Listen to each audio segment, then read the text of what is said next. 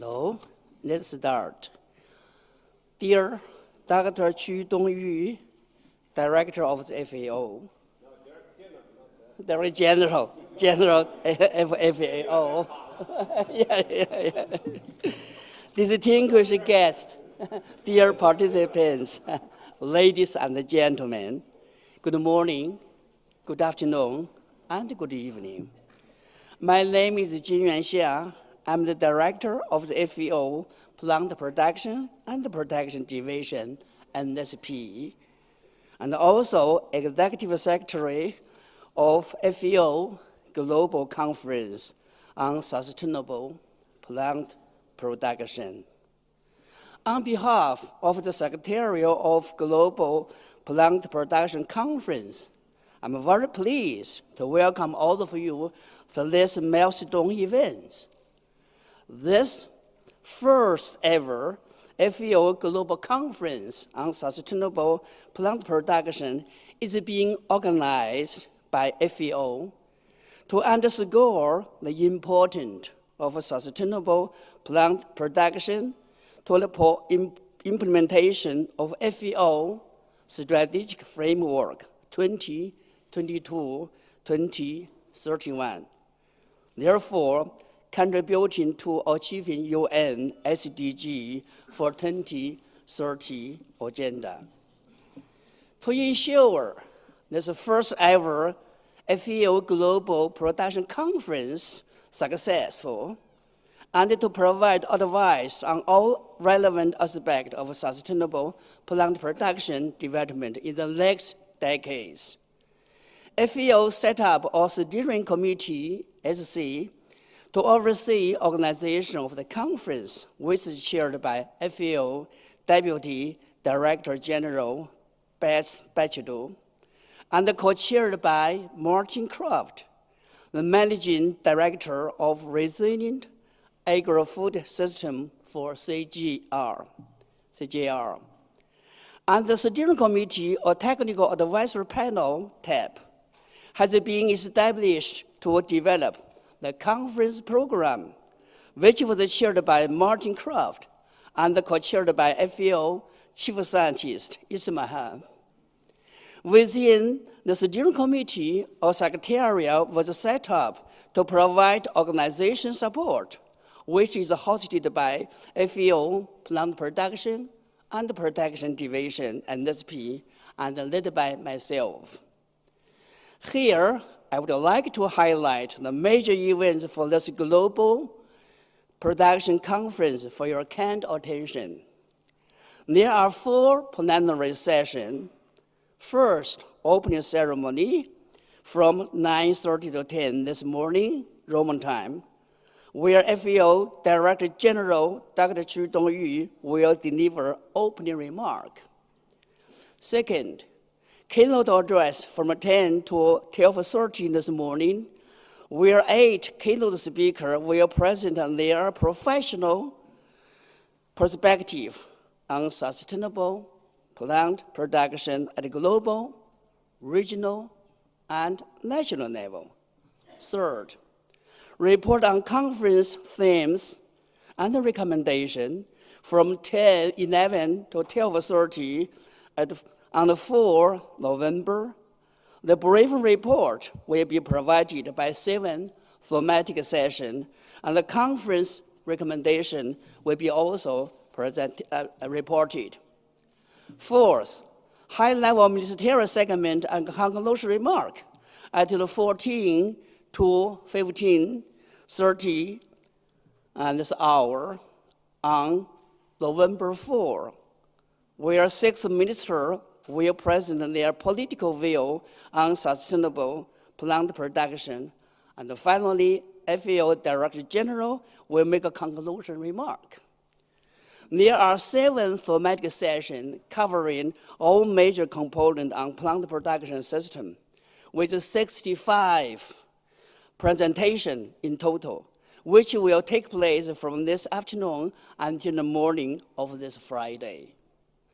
There are important note that FAO will organize a launch event on implementation of the OCOP country project at 12:30 to 14 hours, and tomorrow, this means on 3rd November 2022. Where FAO Director General Zhu Dongyu will launch the country project for implementation of FAO Global Action on Green Development of Special Agriculture Products, OCOP. You are warmly welcome to attend this lunch event tomorrow. Also, please note that Global Conference Secretariat will hold a reception from 6 to 8 hours this evening at the FAO 8th floor terrace. And you're most welcome to this reception. I'm very pleased to report that about 4,000 people registered for this milestone conference, and from over 120 countries, which signal that a strong interest in the topic to be addressed. To make this historical conference success, all participants and the speaker are kindly requested to adhere the guidance included in conference brochure or circulated through email.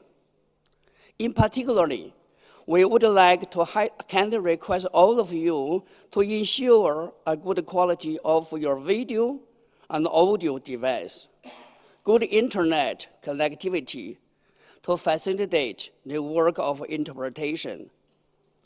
All plenary sessions are interpreted in the 6 FAO official language, and thematic session will be only in English. Before proceeding to today's agenda, I would like to take this moment to highlight a few housekeeping rules for those concerning remotely to make a conference more interesting and engaging experience for all of us. First, everyone is muted by default, so we won't be disrupted by later comers. Please keep your mic muted at all the time unless you have been given the floor. When you wait to talk, please raise your hands or type your comments in chat box. You are choosing to have your camera on or off. Turning it off may improve the quality of your sound. Lastly, you are welcome to use the chat box throughout. We are keeping track of the chat box, and we will try come back to your question in the end of each session. Members software and maintenance software will be used for collect questions, and the link is being posted in Zoom chat box. For those attending the conference at FAO Quarter, all the plenary sessions will be held here in the green room, along with the thematic session 1, 3, and 5. Well, thematic session 2, 4, 6 will take place in the red room. Plenary session will be also projected in the red room in lifetime. Now, I would like to pass the floor to Ms. Beth Bajadu, FAO Deputy Director General, to chair the opening session of this first ever FAO Global Plant Production Conference. I wish you all very fruitful Global Production Conference. Beth, floor is yours. Thank you all.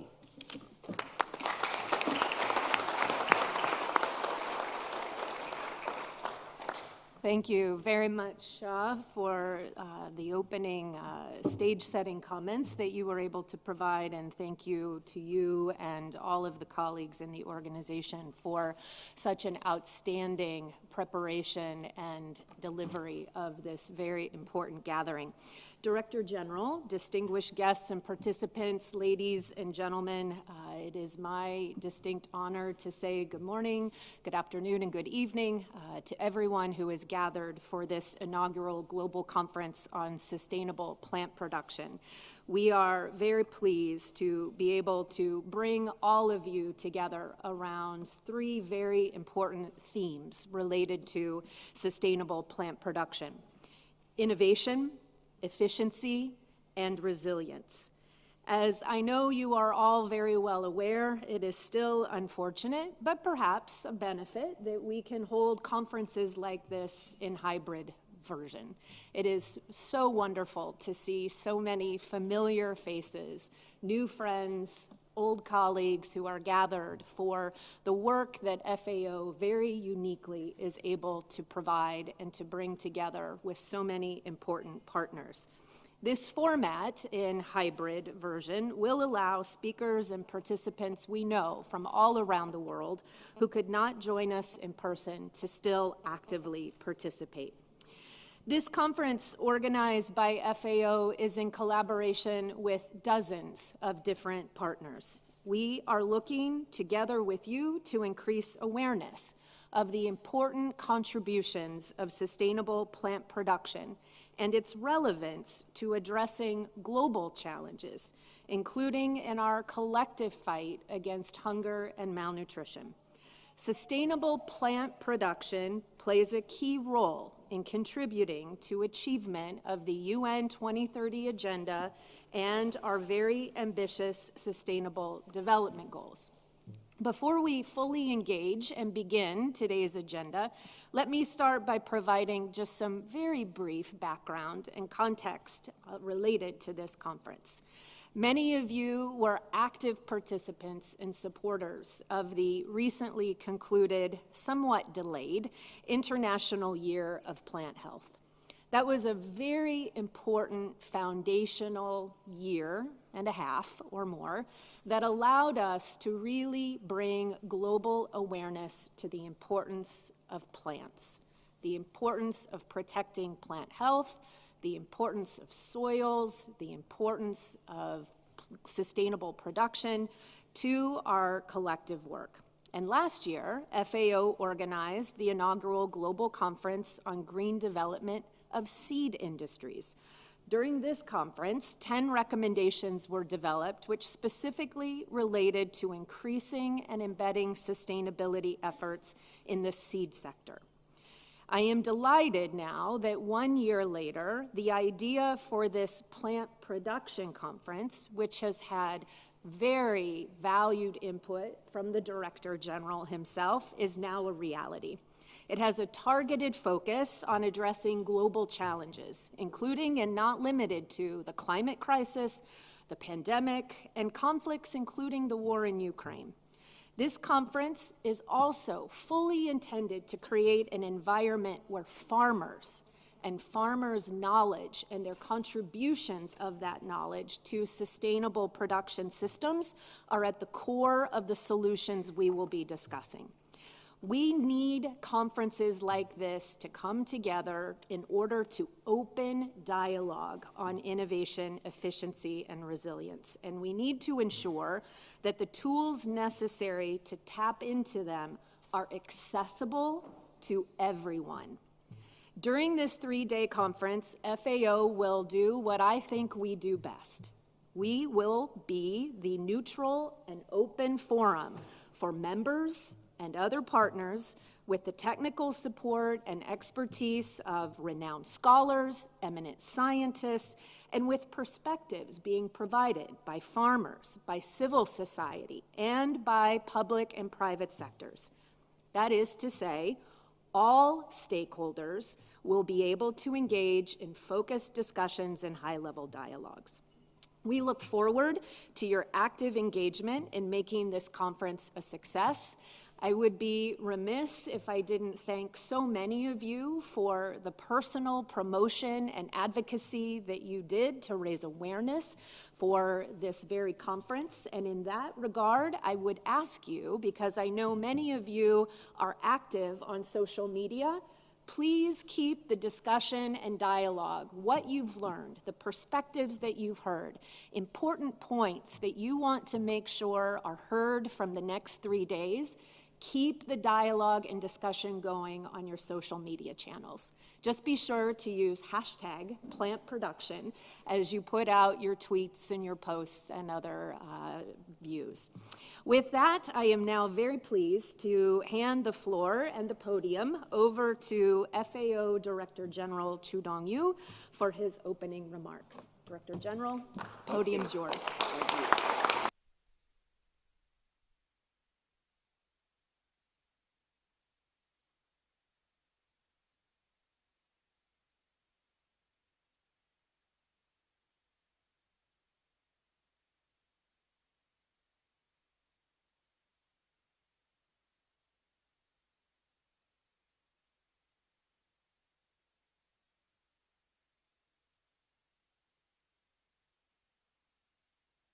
We are headquartered in Rome. Yeah, it makes other locations, duty station different from Rome. So thank you all globally join us for this conference. As Dr. Shah and the DDG Bespecto already mentioned, that's the first ever. When I came to FAO almost 3 years and a half, what is the real FAO? Ask myself at least 100 times more. Food and agriculture. What is the food and agriculture? Started from the seeds. So that's why last year we had a seed conference. The Shah didn't know my strategy, but he is very good, and also Bess is very terrific good to follow my design to make things happening. And then that's a seed conference after 12 years. So FAO should be FAO, not others, by name. So simple. I'm a very simple person. And then come to the better production. Yeah? Of course, that's FAO. That's also newly endorsed FAO strategy framework. We started for better, but the first one is better production. So I'm so delighted to welcome to the first ever FAO Global Conference on Sustainable Plant Production. This conference is a result, as Bess mentioned, is a joint effort and a collaboration among many organizations, institutions, and individuals, under the guidance of FAO Strategy Framework 2022 to 31. For Betters is starting from the better production. And also, of course, there are so many colleagues who will join the panels, discussions, and the theme, you mentioned the 3 key words: resilience, efficiency, and sustainability. Yeah? So that's rightly designed and defined. And Martin is here, and Anna, I didn't see her, but online maybe, and the colleagues also, all this, you can talk under this theme. Today, we meet at the opportune time when the world urgently needed to make the shift towards more efficient, more inclusive, more resilient, and more sustainable agri-food systems. You can imagine 1 year ago, in this part of the world, only talk about the better environment, the better life. I said, no, let's talk about better production, better nutrition. Of course, we are happy with talk about better environment, better life. But again, we have to find the starting point. The COVID-19 pandemic, the climate crisis, protracted conflict, compounded by the war in Ukraine, have pushed the world closer to the brink of a global food crisis. We are not in the food crisis, be clear, but we are on the brink.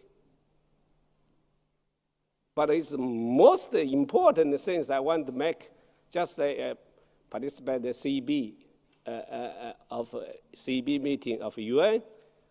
We had a discussion with all the principals there.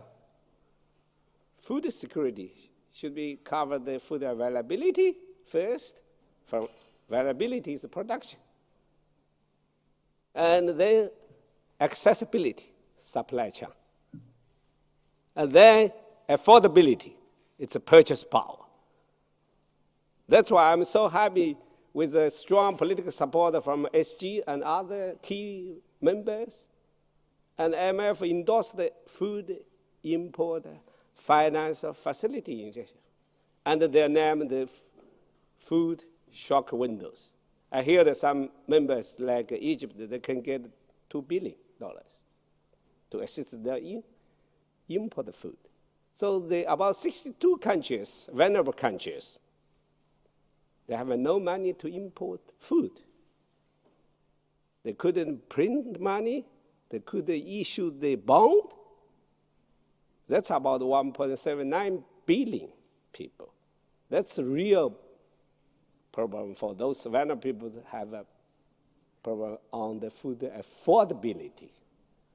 That's SG so much appreciate and also highlight. I think that's what FAO professional role. And we have to bring the issues to, so we are at the risk of facing food accessibility crisis and affordability crisis now, and a food availability crisis in the coming months if we didn't handle properly with international solidarity, especially fertilizer, seeds, and other agricultural input, fuels for the farmers. And then we have a real health problem. That's a real crisis if we don't have availability, not enough sustainable production. That's much relevant, the main goal I designed about 100 years ago for this conference. Xia knows that at the beginning, he's familiar with the plant protection. He had a lot of big events in China, about 10,000 plant protection. I said, no, we should wide under the FAO strategy framework, sustainable production is ideal title for this conference. The number of the hungry people around the world is rising. We have reached the alarming figures of 828 million people facing hunger. And a third of the world population, 2.3 billion people, do not have access to the adequate food. So that's why I said, even in the most developed country, they have about 8 to 5% of people are facing day-and-day food affordability problems. So that's a three dimension: availability, accessibility, affordability. Have different countries that have different combination. Some countries have three problems. That's a real problem. Some countries have only one, like most developed countries. And here, host country, maybe they have some problem with also availability in commodities. Some also have affordability here also. 10% people are, it was 800 euro per family for poverty line. But now with all the inflation, 800 euro, it's matched equally maybe 500 or 600 2 years ago, I don't know. But much reduced their purchase power. That's a food affordability problem. Even in here, Italy. So you can imagine other poor countries, and they have a real problem with these three aspects. We are off track to achieve the 2030 agenda and the sustainable development goals. The distance to reach many of SDGs target to achieve the zero hunger, as well as SDG 1, no poverty, and SDG 10, reduce the inequality, is growing wider each year. And we only have 7 planting seasons left until 2030. That's my chief economist estimate. If we try our best, maybe the poverty population still back to 2015, when we are 2030. That's the reality. We have to double, triple our effort. Otherwise, we couldn't change after 15 years the poverty number and the hunger people. We must speed up action to be more innovative, more efficient, more effective, and more coherent. The tools is in toolbox. We have every tools, but we need the efficient, effective, and coherent to play together. Dear colleagues, global demand of food, feed, fuel, and fiber is increasing. That's why I said 4F. That's also interpretation of the right interpretation of FAO. Not only food. Food and agriculture other include others. Even agriculture also include the feed, fuel, and fiber. Cotton crops, it's part of the important agriculture. So a lot of people only talk about food and nutrition and exclude other mandate of FAO. And every individual minister of agriculture food or minister of agriculture rural, minister, anyway, how do you call it? Or some independent minister of fishery, independent minister of animal husbandry, and some countries call the agriculture and the grassland, whatever you call it. But FAO is FAO. Agriculture it's not only crop. Here, it's agriculture included all there, fishery, animal husbandry, forestry, and biodiversity, and so on and so on. So I just keep the lot of audience, they thought agriculture only equal to the crop. No. Please, here agriculture, when our pioneers to establish FAO is everything related to agriculture. It is estimated that the world will need 50% more food by 2050 to feed increase the global population with changing and improving their diets. Because more and more people live in the city, and more middle-income people come to the city, their diets pattern, consumption pattern are changing. So that's create a lot of challenge and a lot of opportunity for us. Current agricultural practices are unsustainable, and its investment is urgent needed. So that's why I always made a statement to the politicians. You have to pay much more attention on agriculture, not only capacity building, investment, infrastructure. Even in Europe, I personally, 30 years ago in Wageningen, I saw European agricultural systems so good. Storage, road, everything. But you ask yourself, during past 30 years, how much investment on agriculture? You can search online. 30 years ago, European account the 1/4, but now it's 14%. China is 28% total investment on R&D. And the United States about the 20, and the Japan is number 3. It's about the 13 or 14. Who are Europe? It's about 16. Yeah, you can find the statistics. Data couldn't lie us. Compared in 1980, it's a big change. So that's why I always told the politicians in Europe, you need more investment on agriculture. Research, infrastructure, rural areas. Even in Europe,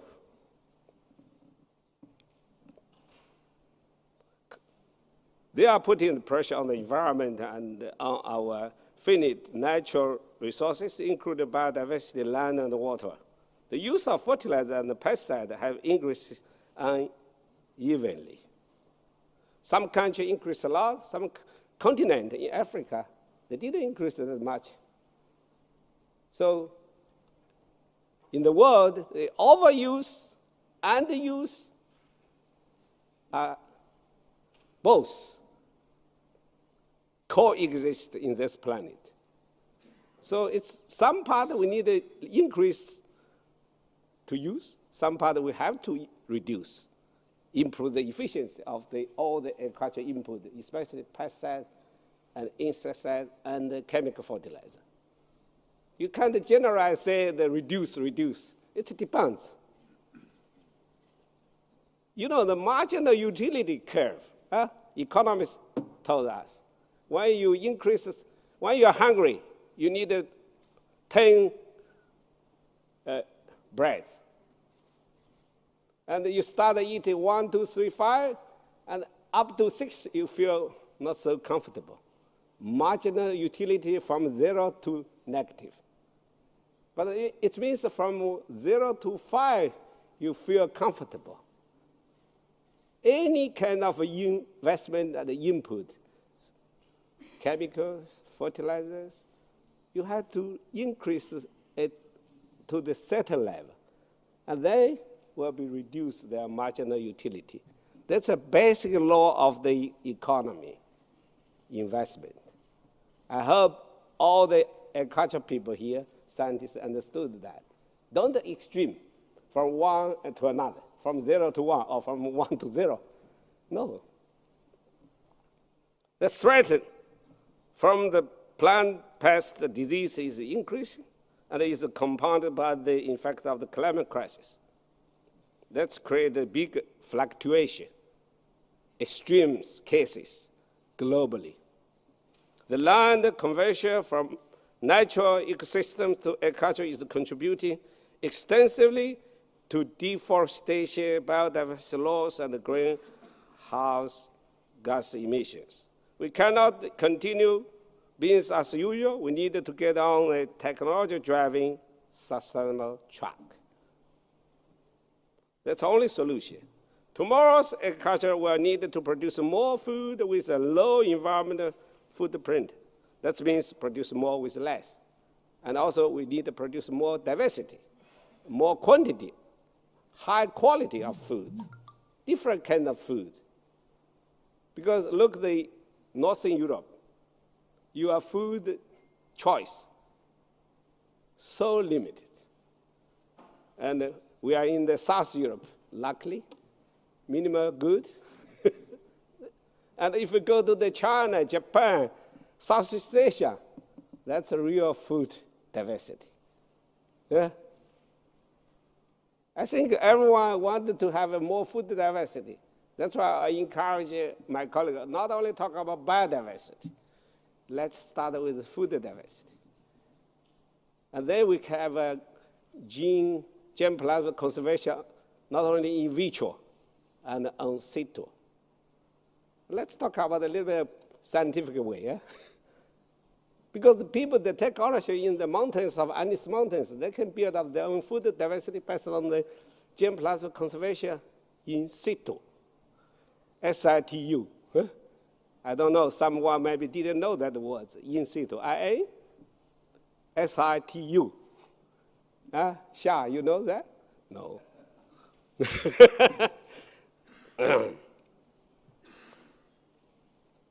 Science-based sustainable plant production can enable this, because this has the potential to build a great resilience and efficiency to challenges, and to protect sustainably managing biodiversity and natural resources through the integrated approaches endorsed by the scientific evidence.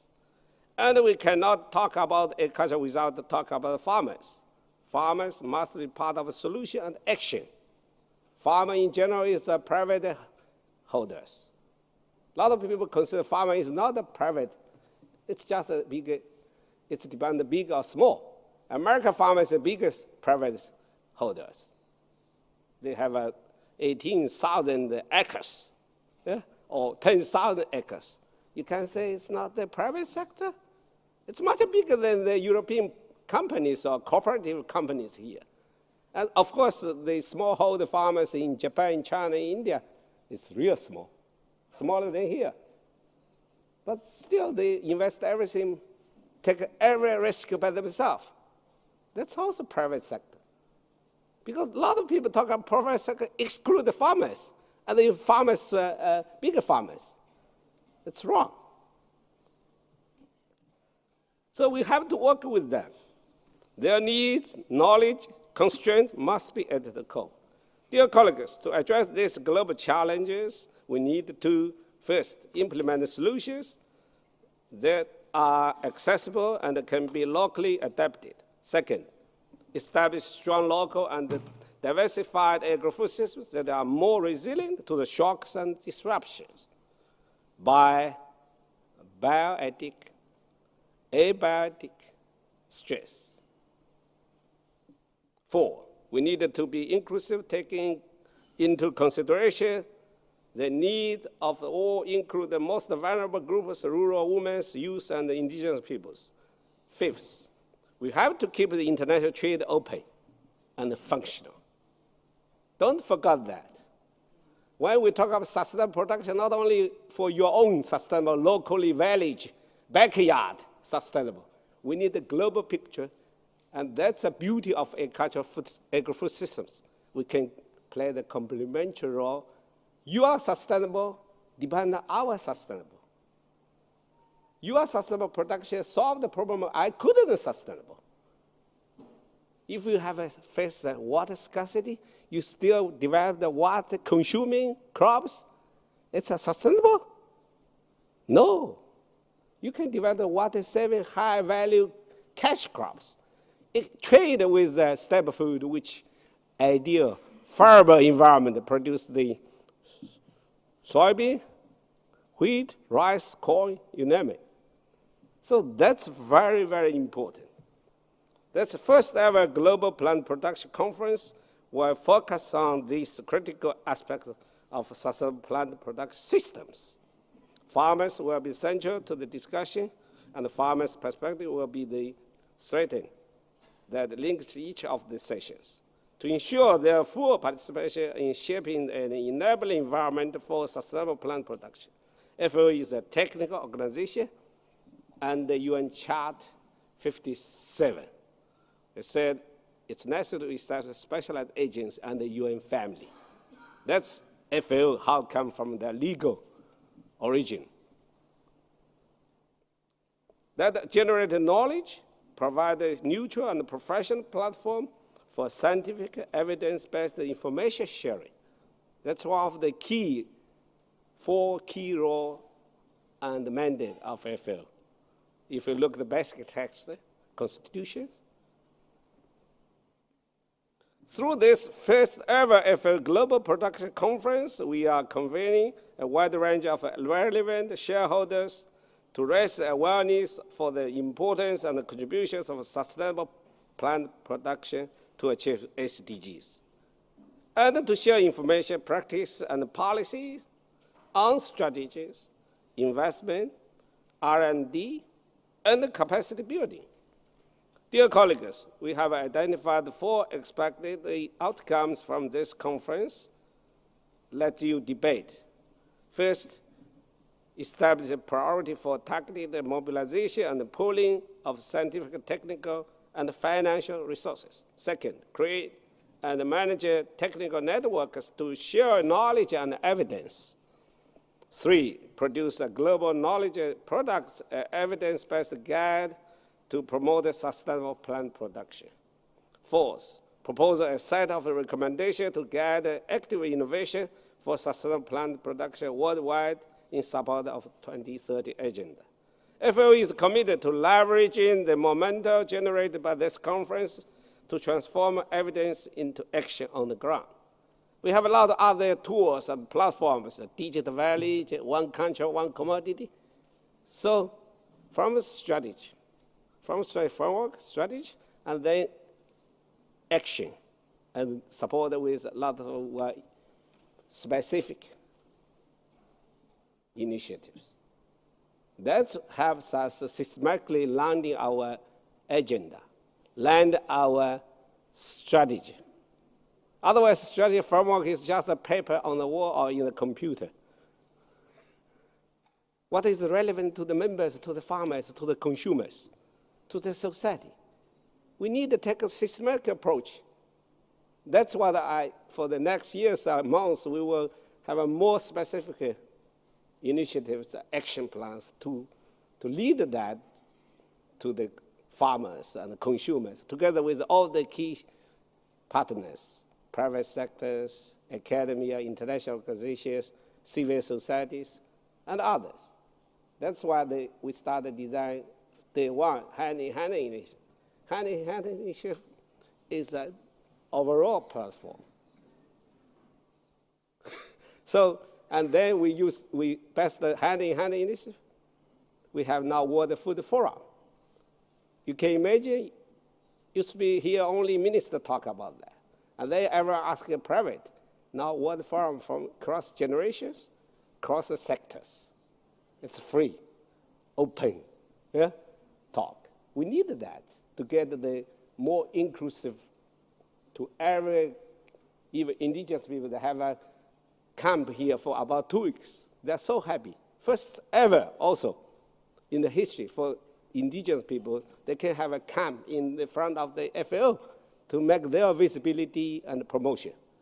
It's a small action. I really appreciate the support from the Norway and Mexico. Yeah? I don't know the others, but I saw the 2 ambassadors there, of course with our colleagues. So small action lead to big impact. For the transformation of agri-food system to be more efficient, more inclusive, more resilient, and more sustainable for better production, better nutrition, a better environment, a better life for all, leaving no one behind. So with that, I wish to have an active, fruitful intervention, and then to promote agri-food system transformation, start with better production and sustainable development. Production, of course. Thank you.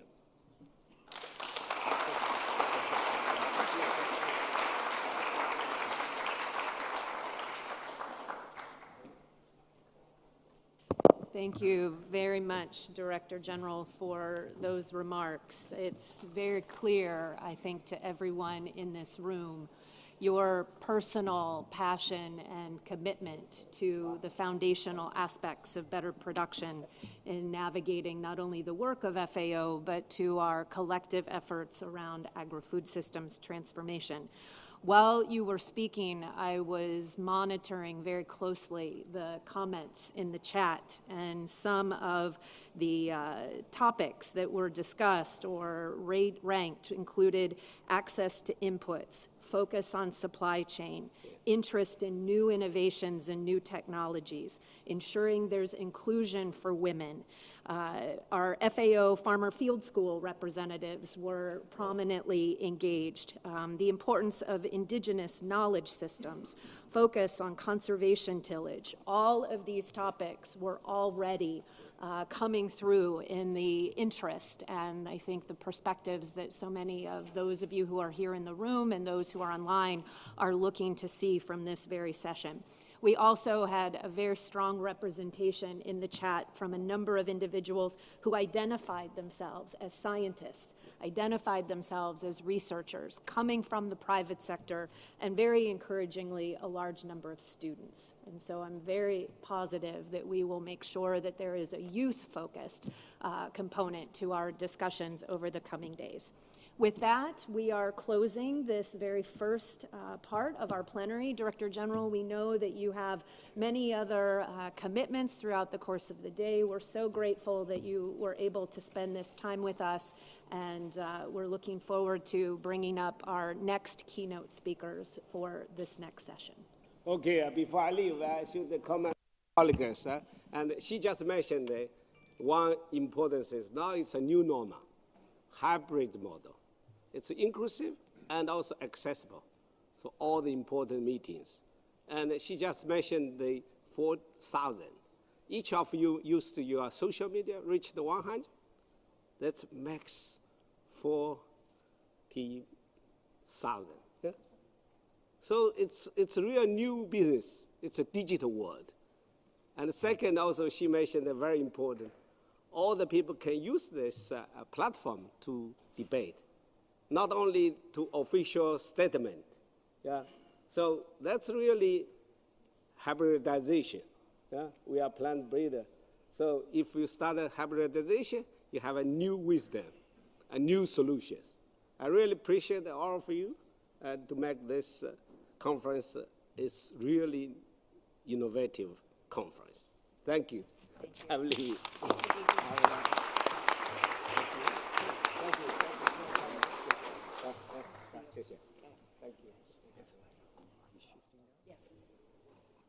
So at this point, we're going to do a bit of shifting on the podium, and we will move into plenary session 2, the first section of that.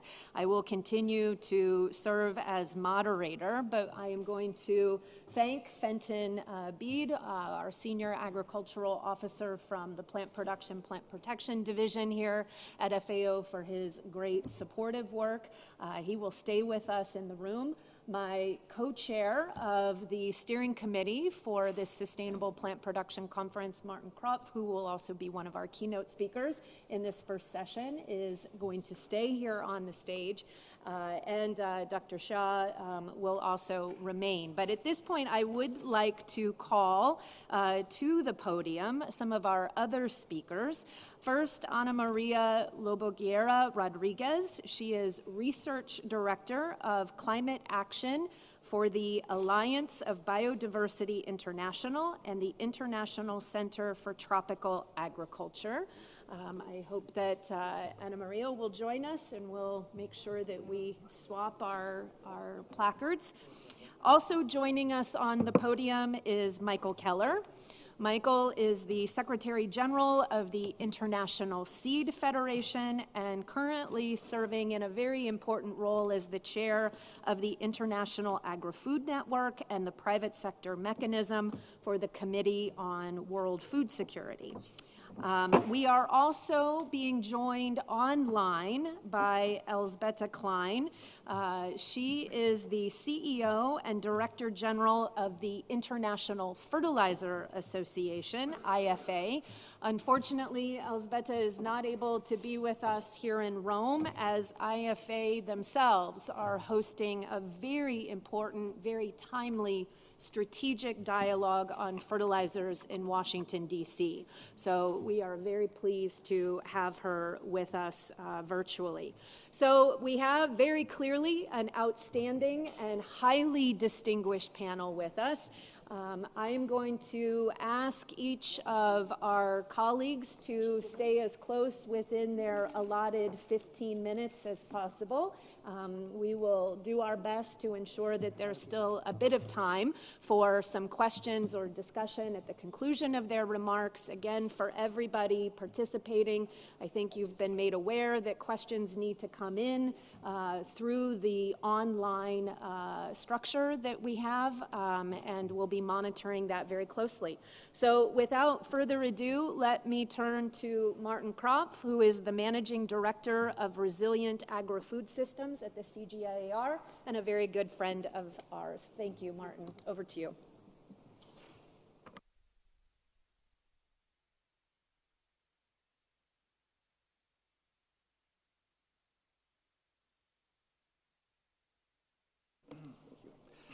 Thank you so much, Beth, and everybody here, but also especially everybody online.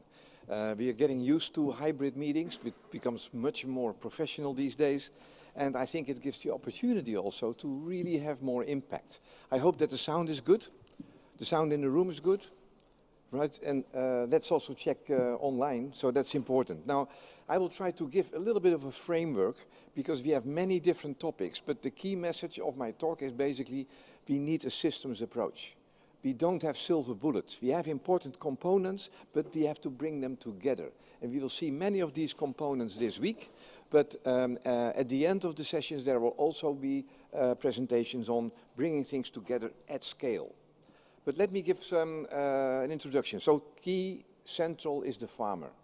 And most of the time in the countries where we work, in the CGIAR, together with FAO and with many, many partners, these are women. Very, very important. It was in the chat as well. So first I will do something about challenges that need science-based solutions, and then the mission that we basically share, and then innovative science-based solutions in the food system, giving some examples from the three main areas: seed genetics, management, and governance. And then something about scaling, because we can do it these days in different ways than before. Now, this was a statement that I saw some time ago from former CEO of Cyro in Australia, that we have to realize, in the next 50 years we will need to produce as much food as has been consumed over our entire human history. That's really amazing. So we go to 10 billion people. When I was born, we had only 3 billion people. And I still think I'm relatively young in that sense. But so that it goes really fast, so the challenge is enormous. And this is a slide that I've been using when I was rector in Wageningen for a long time. Simple, we don't need detailed data, we need 2 times more into 2050 with 2 times less resources, and it has to be 2 times better in terms of nutrition. That's a simple story. And we don't talk about details here. But the key is also when we say 2 times less, and great that the DG of FAO, he told me also, you know, that's what we learn in Wageningen, that it's not the same everywhere. When we say about reducing fertilizer use, it is not the same everywhere, especially not in Africa. I will come back to that. I will give one negative slide, because just to see where we are and how big the problem is. I'm a sailor, and I'm afraid of storms, as you can imagine. So I saw this movie, The Perfect Storm, 5 years ago, where you saw that 3 big storms got together. And then it's really, really difficult. But when you think about where we are, and I don't have to explain it in detail to you, the number of hungry people is more than 700 million right now. 350 million are at the edge, according to David Beasley. So 2 billion more people will be born by 2050, so raising the population to 10 billion, but especially in South Asia and Sub-Saharan Africa. What happens as well in that same, and because also the hungry people are mainly there, and also the third one is climate change, reducing yields, not everywhere the same, especially in Sub-Saharan Africa and in South Asia. So these 3 disasters, you can say, are coming together. And now we have COVID and the Ukraine war on top of it. So we need action, and the simple story is local resilient food systems. We cannot keep on sending seeds and sending food to all those millions of people. We need to make sure that we develop systems that are resilient. So that's showing that it's really necessary, and we need science for this. Now, the overall mission, I think we all share, contribute with research. That's basically our organization. We do the research, working with partners to agri-food system transformation for affordable, we heard it already, sufficient and healthy diets produced within planetary boundaries and the climate crisis. I have to speak closer to the microphone. Normally I stick on the microphone, it's always easier. So we need to build resilient food production systems. And a lot has to be done. And here we got the 3 components together. It's about genetics, better seeds, it's about management and about governance. We can't say it more often. Now on this slide, this is the only more complex slide I have, which is basically the yield development since 1960, Green Revolution, and we see worldwide wheat, maize and rice yields going up. More or less on average linear. Breeders say this is genetic gain. What we say basically it's, and I will come back to this later, it's genetic gain, management gain and governance gain. It has to come together. But now you see what's happening. The green line is what is needed globally. So it has to, the speed of gain has to go up, but then we have diseases, new diseases coming in, bringing it down, water, nutrient and energy scarcity, bringing it down, climate change, bringing it down in big parts of the world. So with agronomy, breeding and governance, we have to raise the gain in farmers' fields, because we talk about doing it, the farmers are basically doing the whole thing. So the challenge is really bigger than ever. This is just one of our slides of the work, the modeling work that we did in Africa, within the CG, together with our partners. On the right slide of Africa, the right picture, you see the orange area. Maize is the most important crop in Africa, one of the most important ones, with cassava. The orange area, you can't, by 2050, not grow maize anymore because of climate change. The red area, that's where the yields are declining terribly. So we need to find solutions here. And that's what we do together with all our partners. So we also developed a new portfolio of CGIAR with all the stakeholders in the different regions in the world. We have initiatives, new programs on system transformation, which is basically policy, governance, and national institutions. Genetic innovations, so breeding, basically, bluntly said, and seed systems, and then resilient agri-food systems, and I have the honor to be the managing director of that area within the CGIAR, farm and landscape integrated technical and socio-economic solutions. But that's 3 sections still. What we have as well, which is new, is regional integrated initiatives. In each of the 6 regions in the Global South, we have initiatives where we bring these things together in a demand-driven way. So it's not like I'm an agronomist, what is your problem? And it has to be an agronomy problem, but we go in the region, in the countries, we see what the demand is, and then we see where are the bottlenecks, and where do we need the science. Sometimes it's seeds, but sometimes it's something else. And that's a novel approach. And here you see a farmer in Bangladesh, this is in Zimbabwe. I took the picture 5 years ago in El Nino there, and you see what's going on here. This is not an improved variety, so we need new seeds and varieties for increased yield by definition. Tolerance to drought, because of course with this crop you can't, it's a waste of time to sow it and to try to grow it. Drought, heat and other stress, disease, pest resistance, biofortification, can we bring in more micronutrients, and nitrogen use efficiency. These are all the targets that we work on with our partners in more than 20 different crops. Can we do it? I will show you some examples. We can. Our scientists can, let me say that in that sense. This is a picture I took in Zimbabwe the same year. This is the drought-tolerant maize that we developed in the last 30 years. You know, I like examples where you don't need statistics. Because when you need statistics, the effect is way too small. Because here you can see it, and it's next time when you're in Zimbabwe, go to the farmers' fields, and on the right side you see directly this is a drought-tolerant variety in exactly the same field. So the impact of this is enormous. Right now we have more than 6 million hectares of drought-tolerant maize in seed systems through small seed companies with varieties that were developed by the CGIAR at CIMMYT.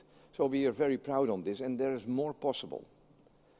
But in potatoes, we have been doing the same. I thought also potatoes, can you make potatoes drought tolerant? Yeah, we can. So there are opportunities, and we need to be breeding much faster. My father-in-law was a hobby potato breeder. It took 14 years for a new variety. Right now in wheat and maize, we are down to 4 years, and it's still too long. Pests and diseases. I've been 6 years DG of CIMMYT, the International Wheat and Maize Improvement Center. In the 6 years, we had 3 major pests and diseases coming in, hitting, and we needed to solve it.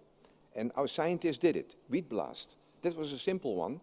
Bangladesh, in 1 year, 25% of the wheat was gone. But we had a variety already developed in Mexico and tested in Bolivia. So the next year, there was drought, wheat blast resistant varieties, non-Borlock 100 variety in Bangladesh. Fall armyworm, same story, together with FAO. We had a lot of work together with FAO. We made a consortium, a research consortium, and I would like to see that in the future also we do this for plant protection in general. Emerging pests and diseases, consortium of all the research organizations working with FAO for improvements. And the same with maize lethal necrosis. So we can find solutions that are agroecological, basically, that are based on plant breeding. How is it going with the seeds exchange? So the CG provides 80% of all germplasm exchange with the public sector. This is a picture I took one Tuesday afternoon when I walked at CIMMYT in Mexico in the back of the room, where people were packaging seeds to send around the world. 500,000 packages are sent, and you can see on the picture that this is really serious. So together we need international organizations to share materials. Seeds, but now we go to the management. Crop management, agronomy, agroecology, whatever. And here we see the problem in Africa. And that's also not a problem, but it's also the opportunity for solutions. In Africa, yields are on average 1 to 2 tons per hectare. In Latin America, it's higher. China, it's higher. Of course, in Europe, we have more potential yields, around 10 tons per hectare. And we can, I don't say easily, But we have the opportunity, and we do it in several countries. The countries do it, to be honest, let me say it clearly. Ethiopia, Nigeria, their yields have gone up of the major staples already to a 3.5 tons per hectare. Also because good governance and subsidies. So we can do it, basically raise the yields, and that's why we need agronomic gains, especially in Africa. Now this is what DG Shu already showed. He said about it this morning. Nice to have this slide. This shows nitrogen use in the world. Dark green is overuse, orange is underuse, basically a loss of nitrogen. And you see where the problem is.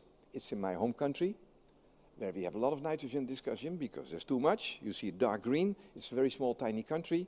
The Netherlands here in middle of Europe, more or less. And of course in China and India you see high use, but in Africa, Mexico as well, in Africa we have a big problem. But also a big opportunity. That's how I would like to see it. So with fertilizers we try all kind of things, also now with the shock that we have as a result of the Ukraine crisis. So we have initiatives that focus on fertilizer use, better efficiency, valorizing alternative sources, and also a fertilizer dashboard done by one of our centers, IFPRI, based in Washington but also in all the countries. So that tracks availability and affordability and trade restrictions. I won't go further in deep. We also developed new plans as a response to the crisis with our partners, because we have to do much and much more to increase fertilizer use in Africa and to do it better and as efficient as possible. And also to make sure that we raise the organic matter. So, and the slides will be available later on, so you can look at more details when you're interested. So then we have strategic crop management against stress. We were talking already about conservation agriculture. A couple of years ago, I thought conservation agriculture, it sounds, is it science-based? No-till systems and making sure that you use the organic matter is science-based. Here you see the example of a field in Mexico. Again, no statistic necessary. This is in a dry year in Mexico, and you see what conservation agriculture has done. This is not a different variety. This is just no-till. And then the thing that I think is maybe the most important, it doesn't sound so scientific, but we need, for the 500 million smallholder farmers in the world who are supporting basically the food system with more than 60%, we need to help them also with mechanization. We do a lot of projects where we introduce small-scale mechanization with a proper business model. And I've seen in farmers' fields people so happy. For the first time with 20 families, all the wheat fields were harvested in one day by one of the farmers with a small two-wheel tractor. Really fantastic. And so this is something that we have to keep on thinking of. As one of the African commissioners said on one of the big conferences in Africa, at the Agref 4 years ago, the hoe has to go. And especially women with babies on the back, we need to find mechanisms, and mechanization can be very helpful. But also digital tools. And we developed too many different ones. We try now as CGIAR also to bring it together, and FAO is doing it, and all these other organizations and companies. Let's also see how we together can work on digital tools, because farmers, at least they have a phone, and many of them have a smartphone. And so we are now developing tools where we support smallholder farmers with tools like, this is the one from IATA, where we have developed tools for better management of the crop and better insight in markets. Really fantastic, and this helps to go to scale. We are not interested anymore in pilot projects with 1,000 or 10,000 farmers. We are interested in projects at scale where we start with 100,000 to 500,000 farmers and then creating mechanisms to really scale up with the private sector. So the approach of integrated soil and fertilizer management developed by IATA, but now across the whole CGIAR, to apply fertilizers wisely, to improve better varieties, and also have organic inputs as much as possible. Big problem in Africa. Good agronomic practices and localized constraints. So local solutions. That's why we need to keep on having scientists involved in the whole process. And then governance, finally, I will be very short on this one. We all understand it. Still, the farmer, the woman here, that's the person we have to think about. How can this farmer take the risk of having inputs, for example, buying fertilizers. So you need also support and de-risking systems. And to fix the fundamentals, markets, infrastructure and trade, strengthen partnerships for co-innovation and policies for the right incentives. So it's a big package, but I see in many countries that it starts working and we can learn from each other. This is the digital tool that is being used now at the moment with, I think, 200,000 farmers, because with digital tools you can scale very, very quickly. This is in Africa, cassava farmers getting the digital tool and using it for their advice. And on internet you can have a look what's the detail there. And this is the project last 10 years in Mexico. Paid by Mexico, Más Agro, more agriculture, where we work with 500,000 farmers, increasing yield by 30 to 50% of maize, in that sense, and wheat also a little bit, on more than 1 million hectare.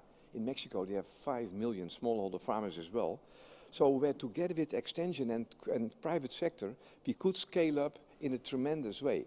And then the private sector now comes in, who are asking products from smallholder farmers. So the big companies like Nestlé and Gruma and Bimbo. So I think we really have opportunities to scale up and be meaningful for our smallholders.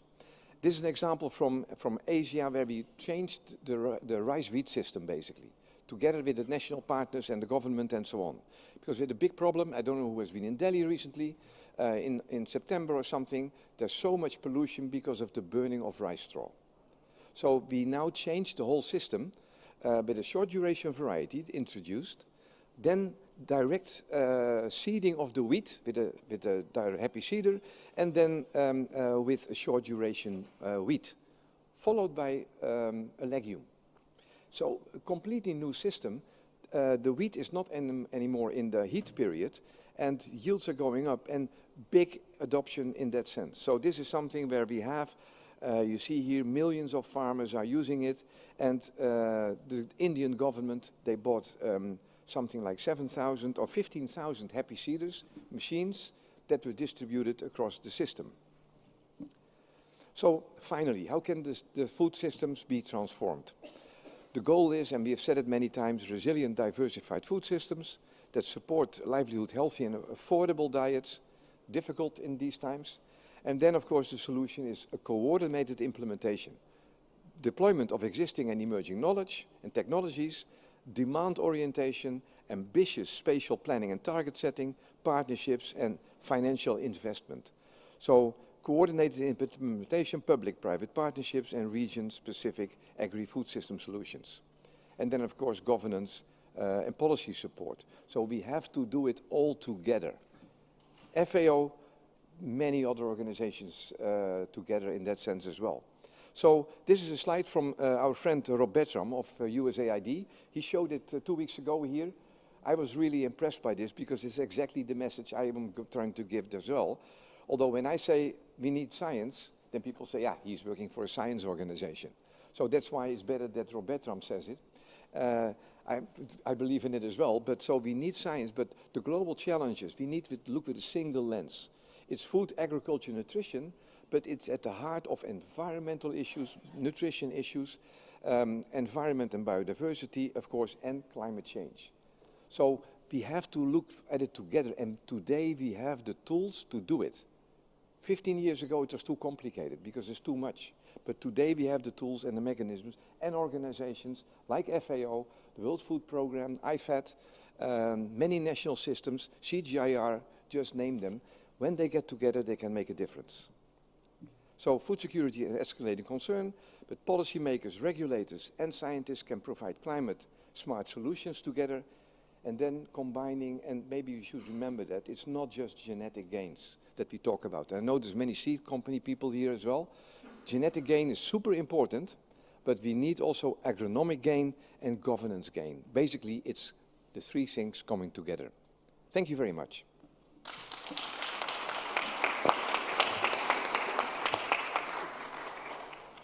Thank you very much, Martin, for that very clear, very comprehensive overview that sets the stage so completely for our next discussions. But your focus on collectively the comprehensive approach to agri-food systems transformation, and so many of the components of your message have already been, I think, generating questions and interest from many people online, and again, are just perfect stage setters for our next keynote. So without further ado, I would now like to turn the podium over to our second keynote speaker, Ana Maria Loboguero Rodriguez, who again is from the Alliance of Biodiversity International in SIAT.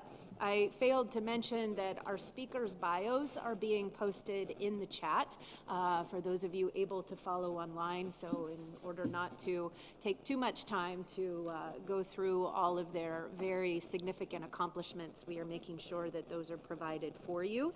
And Ana Maria will be focusing on transforming food, land, and water systems under climate change. Ana Maria, over to you.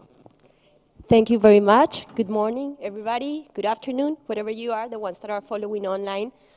Thank you very much for the invitation to participate in this event. It is very exciting to providing some food for thought for the discussions that are going to be happening in the following 3 days. So very, very excited about this agenda. As you are going to see in my presentation, it's a good transition from Martin's one. He mentioned the importance of transformation, and he mentioned the importance of climate in relation to this. So therefore, what I'm going to be talking about in the following 15 minutes, it's very much related on the key levers for promoting this very needed transformation in food, land, and water systems under this climate crisis. So let me start by just mentioning some numbers in relation to the challenge that we are facing. The numbers speak by themselves. Around 1.4 billion people living currently in poverty. If we think about hunger, 1 billion, and this is happening today. But according to many studies, population is going to continue growing. Around 1 billion more people will be living in the planet by 2030. And this implies that we will need to produce more food. Around 14% more food will be needed per decade to satisfy these demands. But then if we think about the type of lands that we have to produce this food, then we are in front of real challenges. Around 1.5 billion people currently depend on degraded lands. And on top of this, you think about climate variability and extremes, climate change, then we are in front of a really, really challenging situation and something that deserves thinking about the need for transformation. Martin already mentioned this in terms of these major stressors and shocks that we will have to deal with, and the research agendas need to take this into account. It's not only growing populations, but it's also thinking how we are going to respond to these changes in consumption patterns. That's important in terms of the research that we are delivering. And other trends, such as urbanization. How are we dealing with this? The stressors are not only in relation to growing the populations, but also the diversity of the shocks has changed. And research agendas need to respond to these changes. We are all very familiar with pests and zoonosis. We are going to be experiencing more of these crises, but also issues in relation to market volatility and trade disruptions. And something very, very important that we have learned in the past months, the importance of understanding how worsening insecurity, how conflict can and will interact with extreme weather events such as droughts and floodings. And therefore, this needs to also be part of the research questions that we are going to be addressing and are already addressing right now. And then there's an urgency to act, and that's the other important part about thinking transformation. If you think about the Sustainable Development Goals by 2030, in many regions of the world, we have just only 7 growing seasons to reach the 700 million farming households to work together so that they can improve their livelihoods and therefore be able to reach the SDGs. And then in terms of the climate challenge, that it's combined with all these things that we are facing. We need to take into account climate variability and extremes.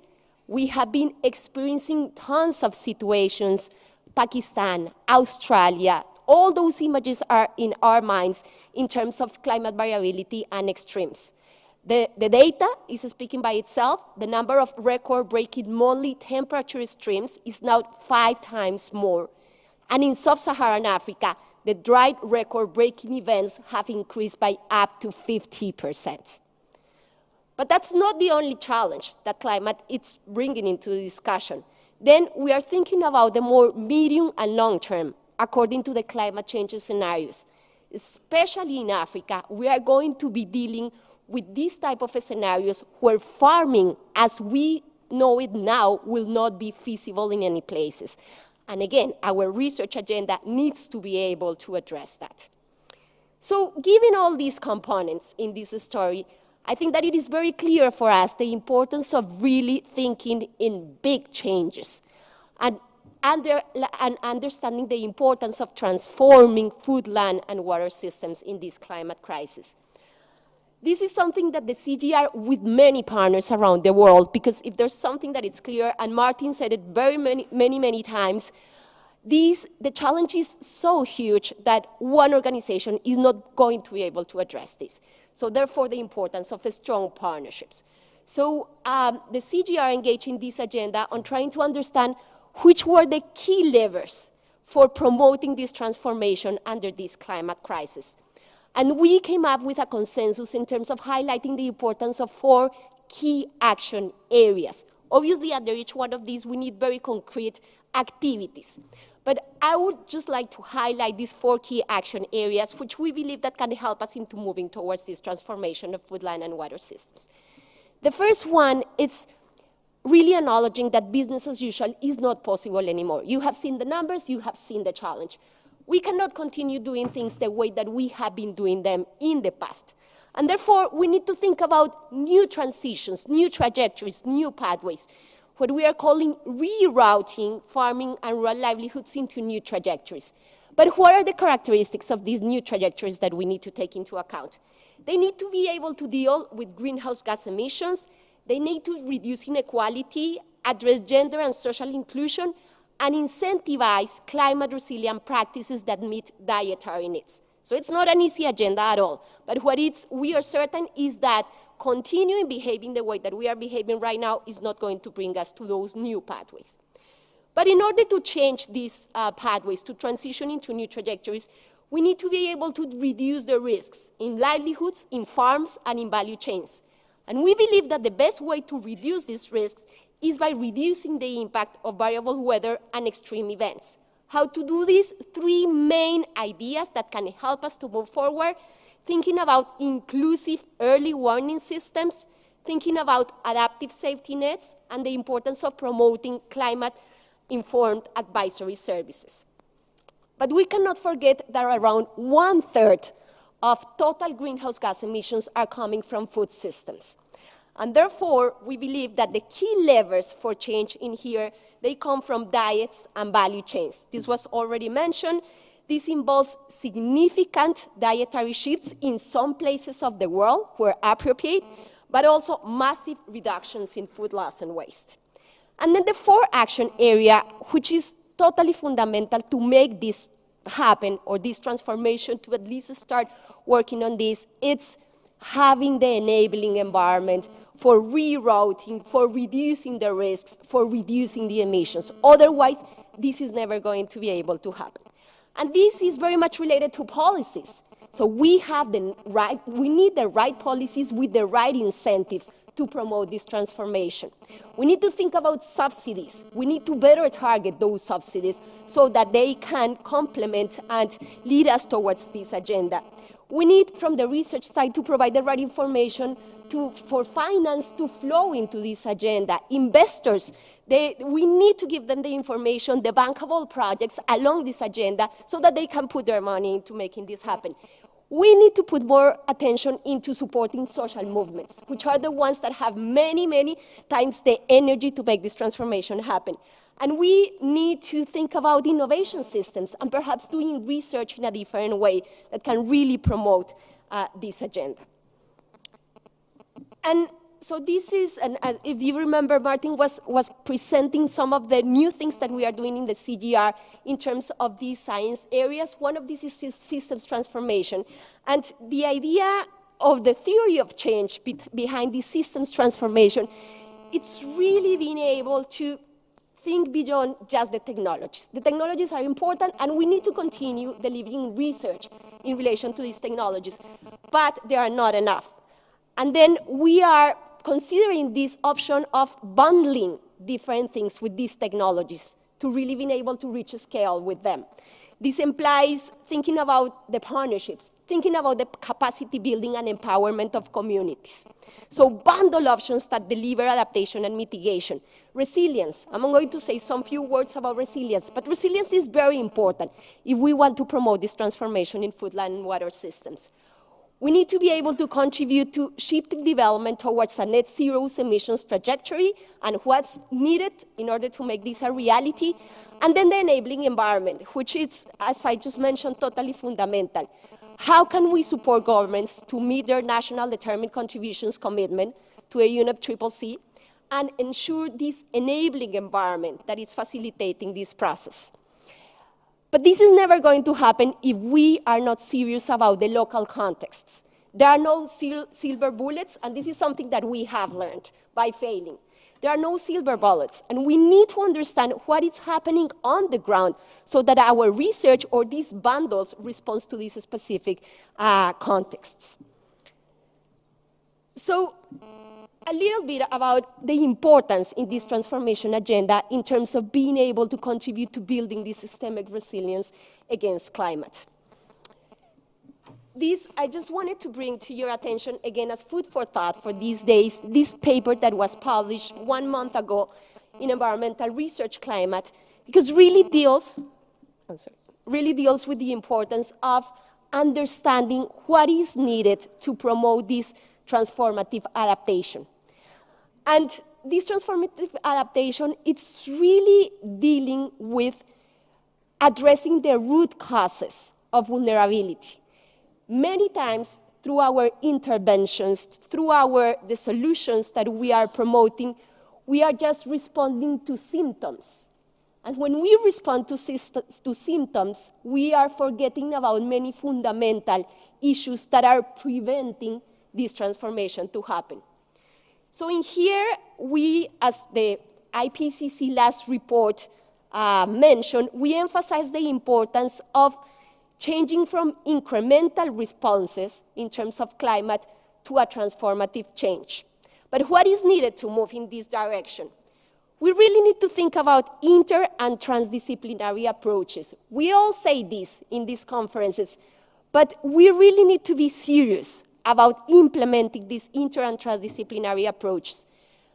We need to consider, as I mentioned, that technologies are not going to do it by themselves, that we need to understand how do these technologies interact with the social, institutional, and governance environments that are able to drive these transformative processes.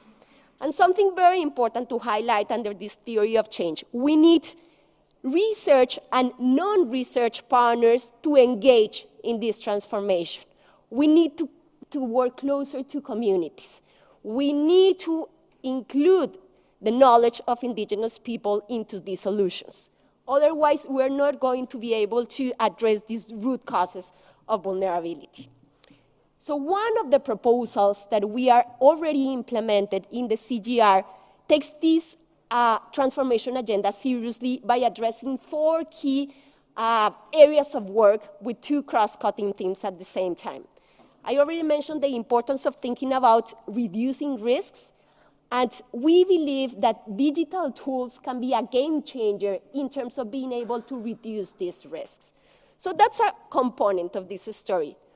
But another one, and I think that we are very familiar with that, is that given what we have seen happening in the world in terms of conflicts, in terms of fragility, we really need to understand what's the nexus, what's the relationship between climate, agriculture, and conflict, and peace-building processes, for instance. If we don't understand that, then our solutions are not going to be enough. So that's another component of this story. we need to work together with policymakers to ensure that they have the evidence to develop the right policies to build this resilience. And Martin also mentioned that governance. We need to understand how to communicate these different scales of interventions, going all the way from the local level to the national policies to the international discussions. And we need to understand how to dialogue along those scales. We need to be able to empower communities so that they are able to build this resilience and bring all those discussions at the national level in terms of policy formulation. Climate finance is going to be very, very important, providing the right tools so that investors can put their money into this agenda. And I'm just going to finish with the importance of using a social equity framework in terms of the interventions and bundles and solutions that we are proposing. Let me just start by presenting a diagnostic in terms of what we have been doing in the past in relation to the nexus between gender and climate. What we have been doing very well in the past is to study and emphasize the negative impacts on women in terms of their increased vulnerability to climate-related shocks. And that's fine. And we have learned a lot from that. But if we are serious about this transformation, we need to think beyond that. We need to consider that it's not only one dimension, but we need to understand how gender interacts with social status, with poverty level, with power mechanisms, what we have been calling this intersectionality. And we need, from the research side, be able to develop and implement approaches that consider women and other vulnerable populations as active agents of change and how they can promote this climate change adaptation. So far, the root causes underlying vulnerability persist. So that's the big step that we need to take into understanding these social equity issues. Here's a proposal of something that we have used and has helped us to understand how to really move from just thinking about gender into this more innovative social equity framework. And this is it's framing two questions. Equity of what? We need to understand that. And equity between whom, where intersectionality becomes really, really relevant. And then through these two questions, considering that there's not just one equity, that there are many dimensions to equity, including how to understand identities, rights, norms, but also procedural equity, how decision-making is being done, how decisions and who is invited to make these decisions. Do communities have the capacity to be part of these decisions?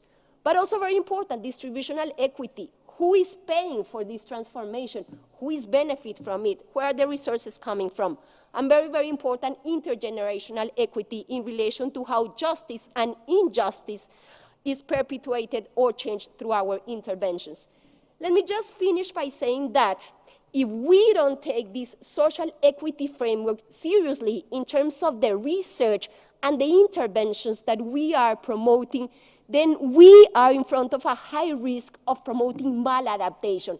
And this has been documented by the IPCC report and by the other sort of reports. We really need to understand how, for instance, reducing risks, using insurance in some places, if not adequately implemented, can't make the panorama worse in terms of increasing these inequalities and inequities. Let me finish with that. Thank you very much for your time.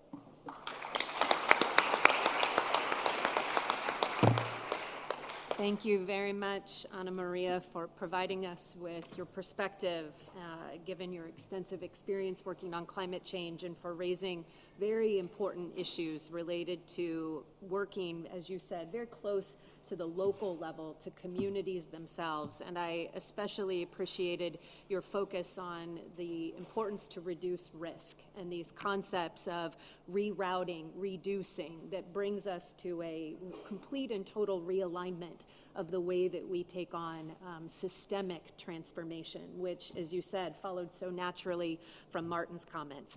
With that, let me move to our next speaker, Michael Keller from the International Seed Federation. As I mentioned, Michael's bio will be posted in the chat box as well. And Michael, you have the floor. Make sure that microphone is, you've got some distance between you and the microphone, so there you go. That's not very serious. Maybe stick on microphone. Dear Deputy Director General, dear Independent Chair of FAO, Your Excellencies, dear representatives of countries, dear colleagues and friends, and I would like to highlight, because Martin, you mentioned it also, dear representatives of the Farmers Organization, I would like to highlight also, Elisabeth is with us from the World Farmers Organization. Without you, nothing will go. Yes, we have seed people here, Martin, yes, and I think we are very happy that we have seed people here from the 5 continents. And this is important, representing the diversity of the seed sector. The diversity of the seed sector is 8,000 companies spread out around the world, mid-sized companies, small business, cooperatives, and the rest. And no, we are not here to speak only about genetic gains. Genetic gains, we know it, is not enough. We need more than that. And I think this is also important for all of us. And allow me also, Deputy Director General, 2 weeks ago we were all here for the Science and Innovation Forum and for the Investment Forum. And I think we all got a clear call what we need. And I would like to take this here also as thanking FAO for what happened during the last 2 or 3 years in including the private sector in the diversity of actions and the workflow you are doing. For us, we are here not to tell what to do. We are here to contribute, and this in the best inclusiveness possible. Yes, we have an important topic today on the table, and we had last year the seed conference. But I think we need all agree seed is the starting point. Seed is the starting point. You need good soil health. You need fertilizers. You need agronomics. You need all this. But without the seed, you don't get it right. You have the wrong seed, the output, you can try whatever you want, you will not get it. And I think this is something we should reflect about. And the most important thing, and you know it at CGIAR, and we know it at the private sector, and the farmers know it, and the indigenous people know it, seeds needs to be locally adapted. It's not a commodity. We are working with the people on the ground. Yes, we are breeding, but we are breeding also with farmers. We are not breeding against farmers. We are looking for solutions to fulfill the requirements what the farmer needs in her or his field. And we are saying no one-size-fits-all solution. I would like to take what the Director General said 2 weeks ago. No one-size-fits-all solution, but no solution without science and innovation. And I think when I looked on the keynote speeches before, we all agree. We need science and innovation today, tomorrow, and after tomorrow. What we are looking for as the private sector, we are looking for the best quality seed that is accessible to all. And here we have a major point, because today it's not accessible to all. And I will come back to this. And we have the studies from 2015 showing countries where there's no access at all to a diverse range of seeds. We need this, because we are also saying as the private sector, this is fundamental to reach different SDGs. And 3 of them are on the table today, SDG 1, 2, and 12. And I think this is the starting point to get it right. And this is the environment we are evolving. I don't go into details because you mentioned them. Because I think today it's also time we know the challenges. We know all of this. We can add, we have issues with multilateralism. We can add, okay, we need trade. Yes, we need to add also for the private sector, we need plant breeders' rights. And there are discussions on IP, but we need it. And I think also public research would need it sometimes to get some money back. It's important to think about this, and it is important to address it. And all these bullets, we need to get them right. And this is something nobody of us can do it alone. And therefore, we would like also to be here and to contribute to address the diversity of the topics which are mentioned here. Because there's no better time than today to do it. It's time for action. It's not more time to say there are the challenges there. I think in our diversity and in our complementarity, we can do it. We need to strengthen collaboration also with CJR and private sector. We need to do it. We need to be able to bring also on the markets more products coming from public research, for instance. I think this is things we need to do it together. Our call is here. We would like to contribute and to be part of it.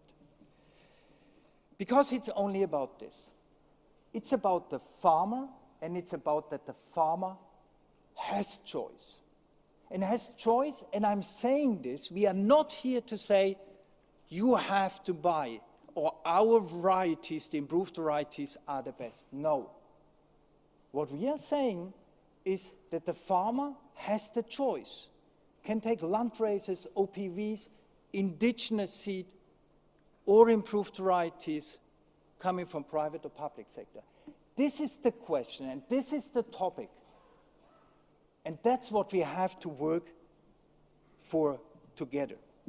And we are here in FAO, and we know, and we heard earlier about in situ and ex situ. One fundamental point about our capacity to drive diversity, biodiversity, but also our capacity to handle the diversity of challenges is our responsible way together in conservation, access, and use of genetic resources. We need the three.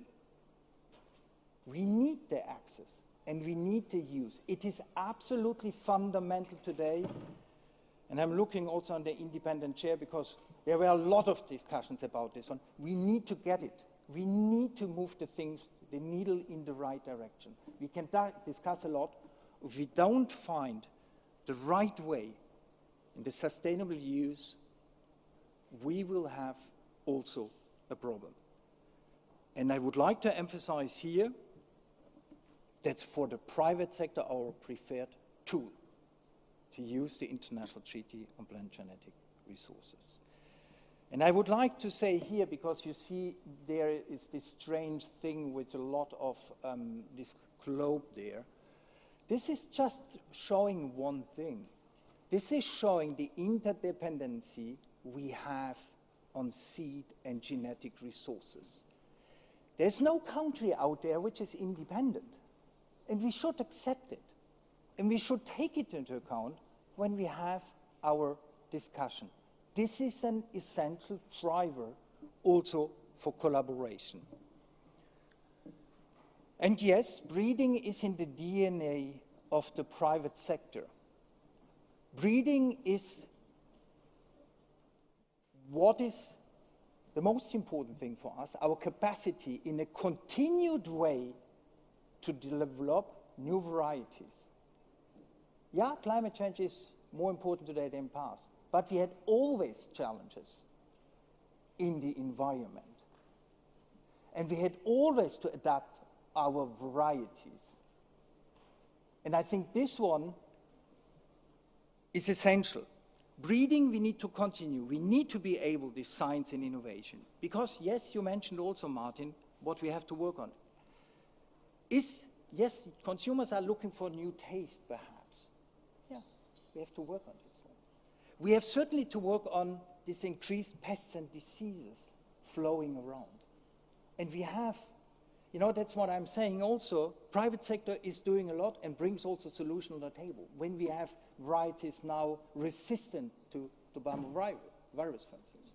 And yes, we need also varieties which can face drought or have a greater drought tolerance, or which can improve also to grow with less water.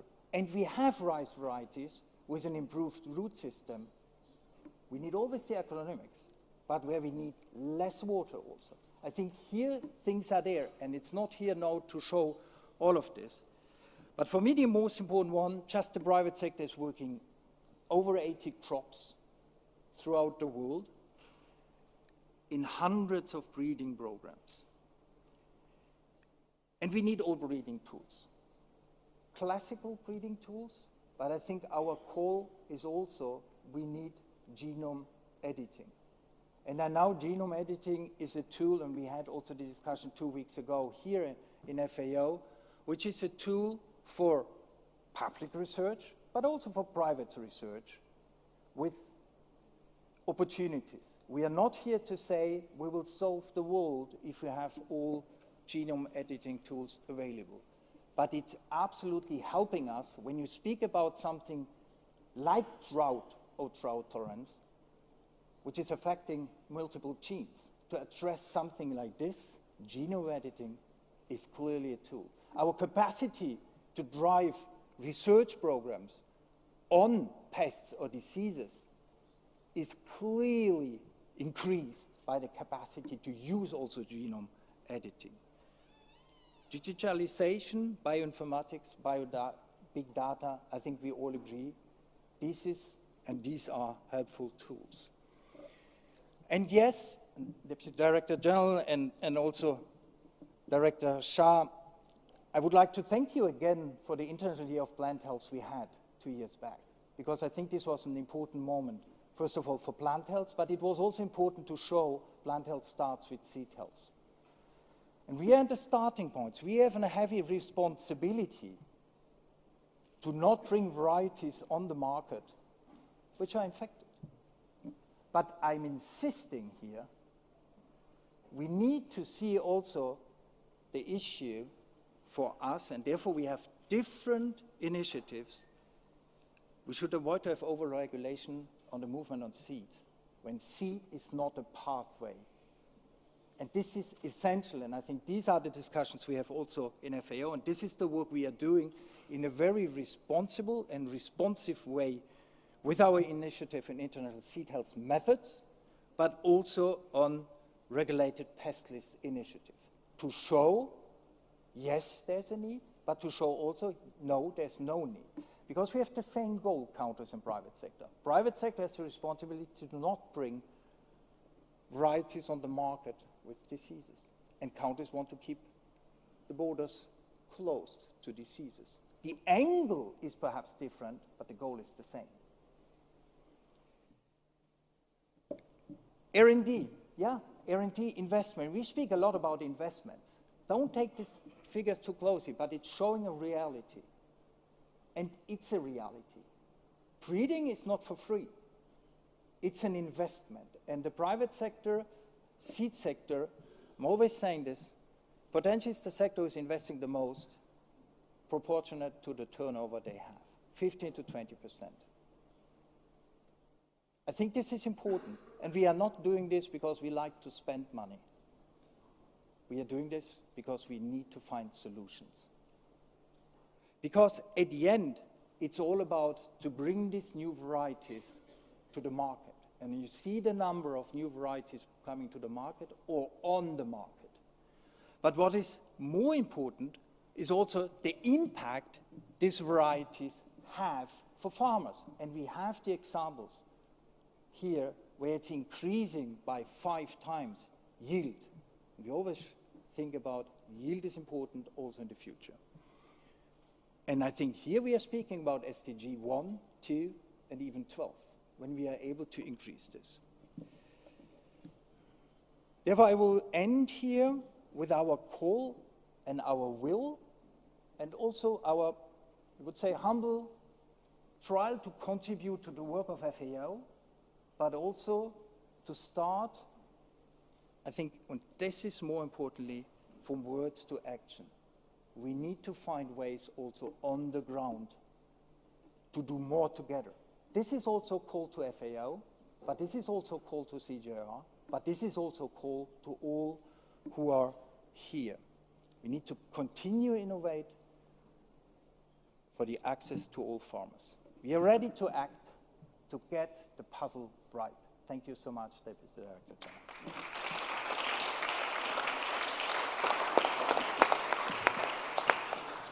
Thanks very much, Michael, for the commitment that you and so many other private sector organizations and actors are making to really step up and, as you have said, not only act, but really provide the sustaining support that's needed and the alignment that's needed with our work around the SDGs. It's very much appreciated. Let me now move, in the interest of time, to our next speaker, who I mentioned is joining us from Washington, D.C. online.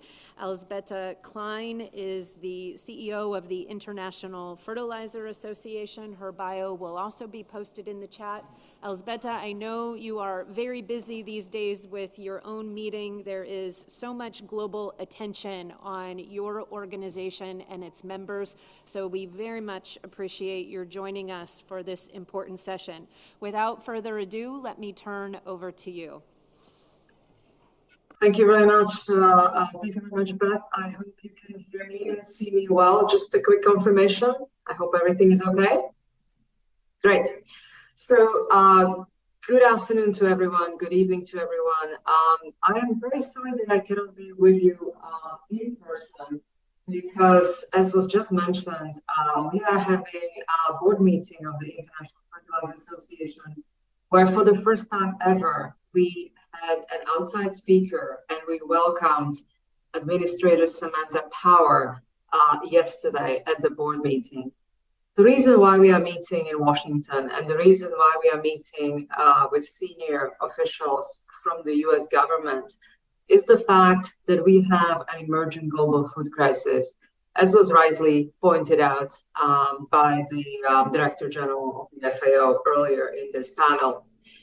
What I would like to talk to you about today is the opportunities that we have in front of us and how plant nutrition is a key connector between food and energy, a key connector between food security and energy security. So let me start by describing the world that we are all experiencing in 2022. Over this past year, the world started to understand the close interlinkages between food, energy, and plant nutrients. We also realized that food is essentially energy, and plant nutrients are that connecting factor that connects food and energy. When you look at the energy markets, natural gas and other fossil fuels, they are used both as a feedstock and as the energy source in the production of ammonia, which is the base material for nitrogen fertilizers. And up until 2022, I would say we took it for granted. And in fact, plant nutrients were not a welcome conversation topic in many parts of the world. But we realized in 2022 how closely food and energy markets are related and how plant nutrients are the transmission mechanism of that connectedness between food and energy. As was pointed out in one of the previous conversations, our world is extremely global. And when it comes to impacts of, say, energy crisis in Western Europe, as we have it today, at the end of the day, it is felt by a farmer in the most impoverished regions. It is the farmers in Africa, it is the farmers in Central America that are going to see the impact of what's happening in the energy market globally. As I mentioned earlier, I am right now in Washington, D.C., where we have discussions with USAID and many other partners, among others. The reason why we are having these conversations are very clear. The conversations are about how do we ensure that subsistence farmers anywhere in the world will have access to plant nutrients that they need so that their next harvest is going to be successful. Going to a second part of how 2022 is evolving around us. This is a year when we all realized how geographically uneven the production of plant nutrient is. Russia and Belarus are the major suppliers of fertilizers. Russia accounts for about 14% of the value of global fertilizer exports. That is a substantial part of plant nutrient exports. Russia accounts for about 13% of nitrogenous fertilizers and 17% of potassium fertilizers and 15% of compound fertilizers. Those are large numbers. And when you add Belarus to it, Belarus provides about 21% of global supplies of potash. So when you look at these plant nutrients and you look at why they are not available and why prices have soared over the past year, it is because we just realized how geographically uneven that production is. So the shortages, the availability and affordability that DG was talking about and others touched upon as well, have multiple reasons behind them. But one of the major ones is how geographically uneven the production is. The third part of what we are observing in 2022 is that we are realizing what it takes to feed the world sustainably. And I really enjoyed the presentation on climate by a speaker in this panel, Anna Maria. We realized in 2022 that while availability and affordability is important, we cannot take our eyes off sustainability. Sustainability cannot take the back seat to these current issues that we're trying to resolve, which is affordability and availability. And they must go hand in hand. Somebody famous once said that high prices are the best cure for high prices. The reality is that when plant nutrients are expensive and hard to get, the farmers are going to think twice how to apply them effectively. I can see many of you farmers on the chat, and I really welcome your feedback, your views, your thoughts. And I know you're very thoughtful how you are applying plant nutrients, especially in this period of constraints regarding availability and affordability. But the industry that I represent decided 2, 3, 4 years ago that we will continue to push sustainability, and we have to continue to do that even as we are trying to resolve the issues of availability and affordability. So this is the world we live in right now. The question is, how do we ensure proper prioritization so that we can target mobilization and pooling of scientific, technical, and financial resources to achieve global sustainable plant production system? And here I'd like to talk about a few solutions. First and foremost, I would like to give my big thanks to the FAO, who have refocused on private sector and bringing in private sector and ensuring that private sector does its part. We need to bring private sector to the forefront of the discussions. I'd like to touch upon the initiative that my industry has been working on for the past couple of months, together with Bill and Melinda Gates Foundation and Rabobank, which we call Sustain Africa. It is very simple. We can discuss and write many a memoranda. We can write many a briefing book, but that is not going to bring any difference to the farmers who are here with us. We need to bring plant nutrients to the farmers. And that's why we established Sustain Africa, where producers of fertilizers, producers of plant nutrients, bring in resources on a discounted basis to the regions most affected by availability and affordability crisis. Bring them discounted, bring them at a better price, and then team up with a trade finance and team up with a concessional finance so that these plant nutrients can get to the farmers when they are needed, just at the planting season, so that we can ensure a good harvest 3 to 6 months from now. This is a prime example of public-private partnership that I know very well. FAO has been promoting, and I really would like to thank Beth and her team for the refocus on a private sector. As we are seeing with the current delivery of plant nutrients, especially in sub-Saharan Africa, it is the private sector that is going to make a difference, and private sector brings in mobilization, and that brings agility. Every public sector dollar or euro or whatever other currency we are using can multiply its impact if it's leveraged through blended finance. And we need to do that thoughtfully, and we need to do it strategically, because there is not enough public funds available to solve all the problems that we have to solve in all plant nutrients. I'd like to take the examples of Ghana and Uganda, where plant nutrients have been delivered just in time for the planting season, and private sector is on the topic to deliver the same in Southern Africa, in Malawi, Mozambique, and Madagascar, and very soon in West Africa, where the planting season will start in the coming weeks and months.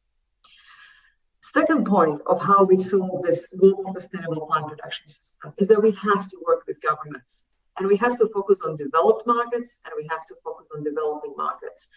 We have to prioritize policies that bring availability and affordability of plant nutrients without disrupting the markets and without disrupting sound principles of plant nutrition.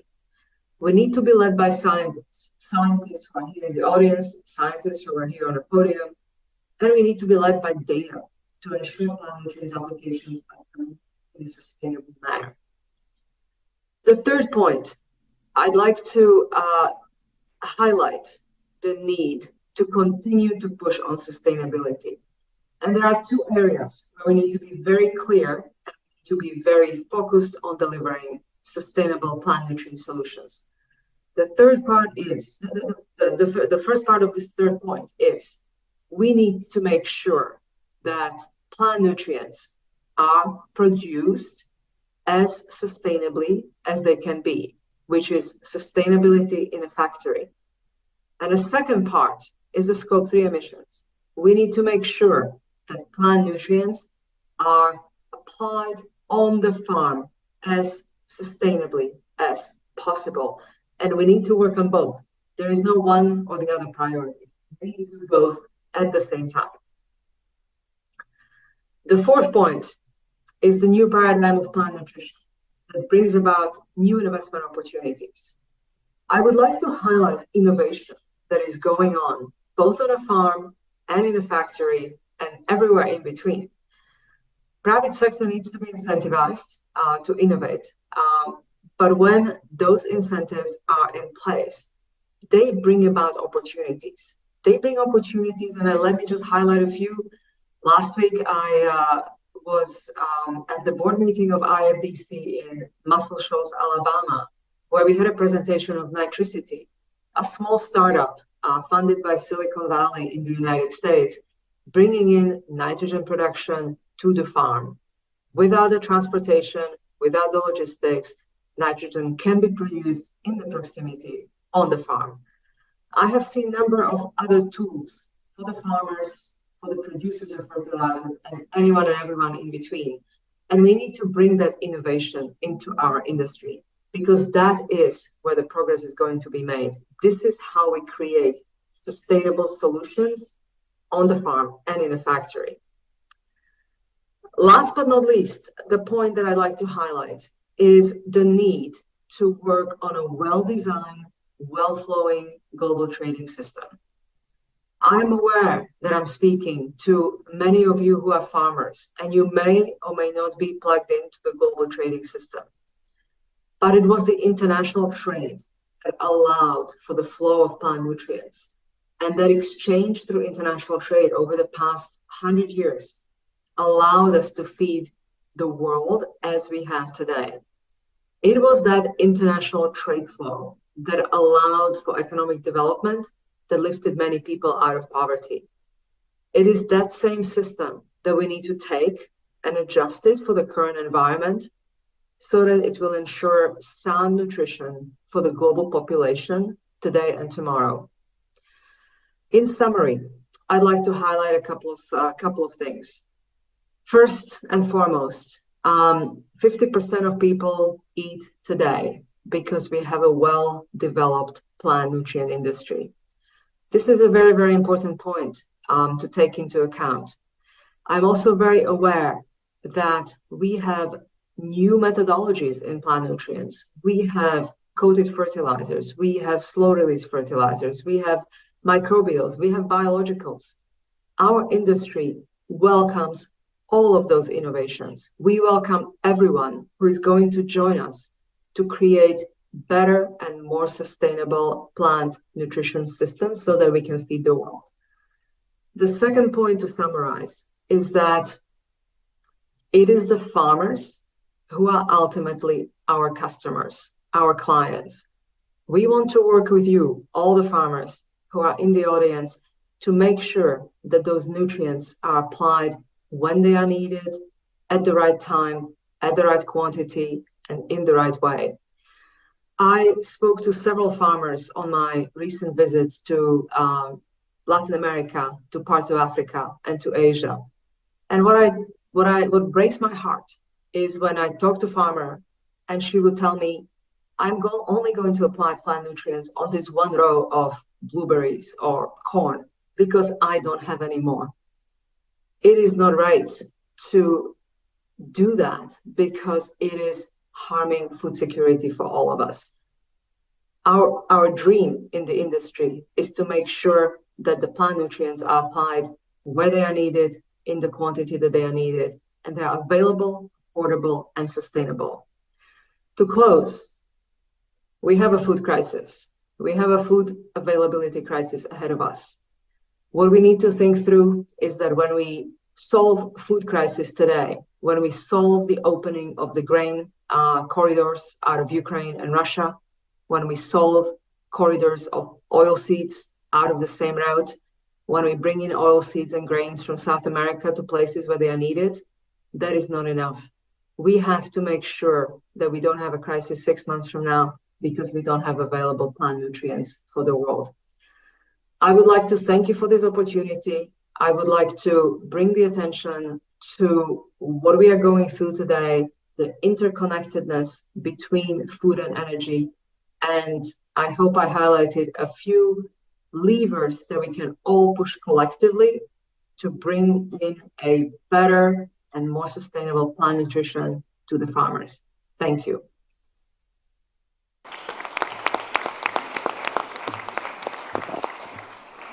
Thank you very much, Elżbieta, for being with us and for those comments.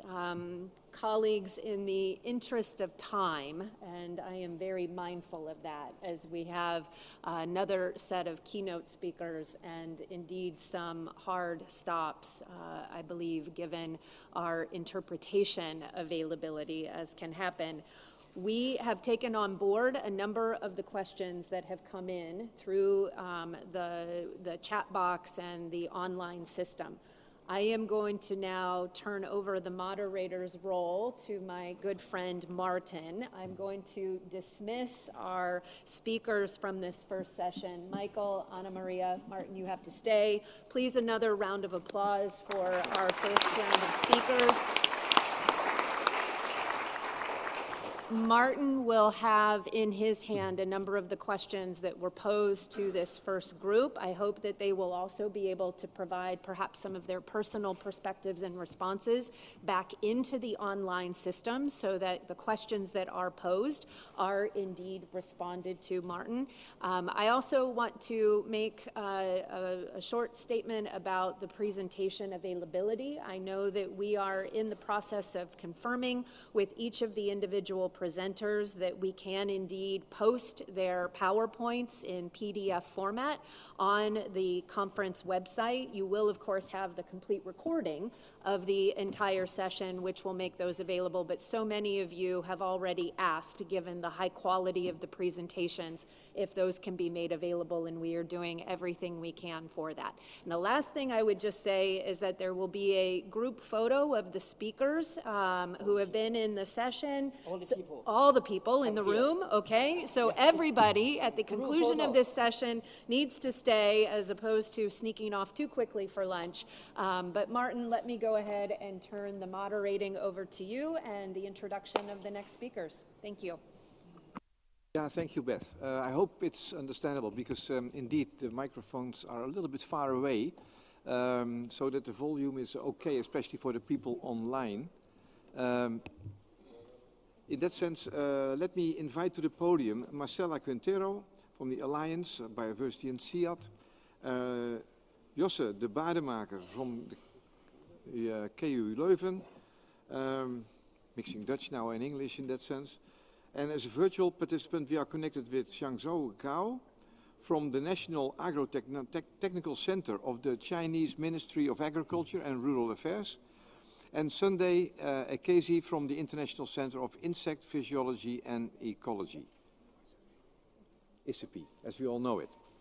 So, and he also will be online live giving a presentation. Okay, the first speaker is Marcela, Associate Director General, Research Strategy and Innovation of the Alliance Biodiversity, and SIAD.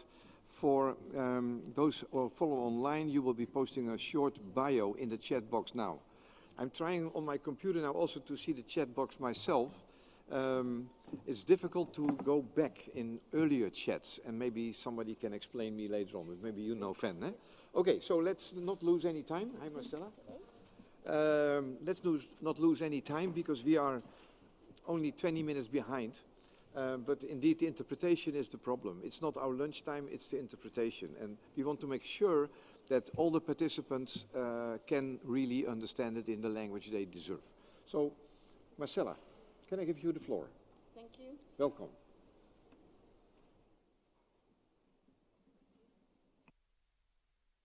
Okay, I'm going to try to kind of stand like that to make the this closer, and I'm also going to try to speak louder because it's really hard to listen when I was sitting down.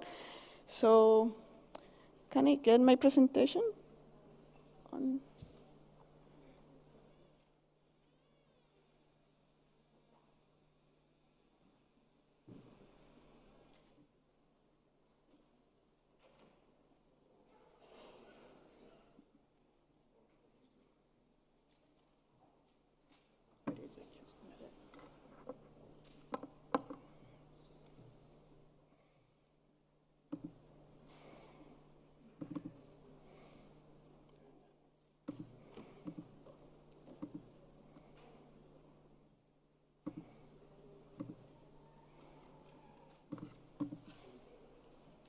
Perfect. Thank you very much, and hello everyone to those that are connected and those that are here. As someone said before, I'm very glad to be back here in FAO in person. It has been 3 years of a lot of virtual interaction, but I'm also happy that, as someone said today, we are reconnecting around this topic from different regions and from different roles that we play when we talk about sustainable plant production. So here I was invited to talk a little bit more in detail about agroecology.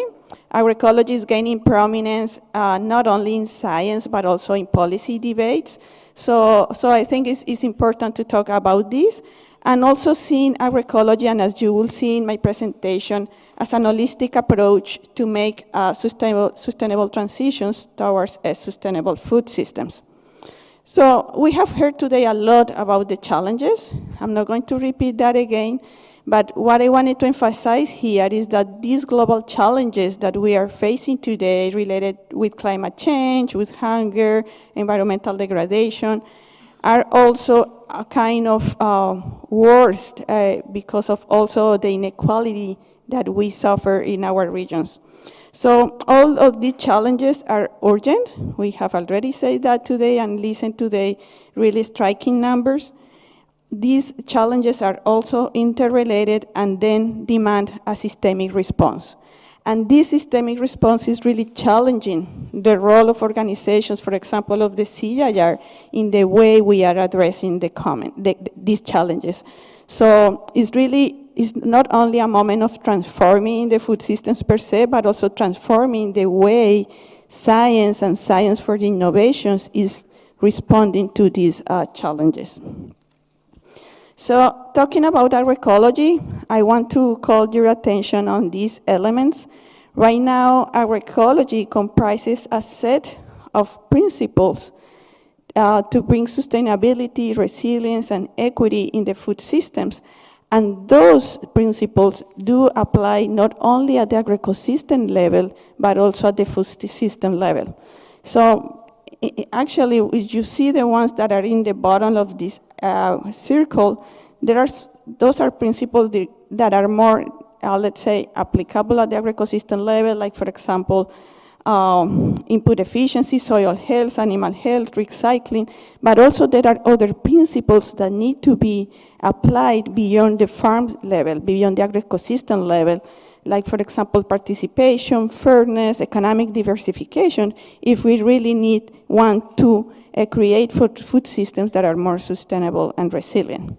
And a very core principle of agroecology is the co-creation of knowledge. And I was listening today, the importance of being relevant in the different contexts, and also be cognizant of the different type of knowledges at the moment of create innovations that are relevant for different type of actors and different type of contexts.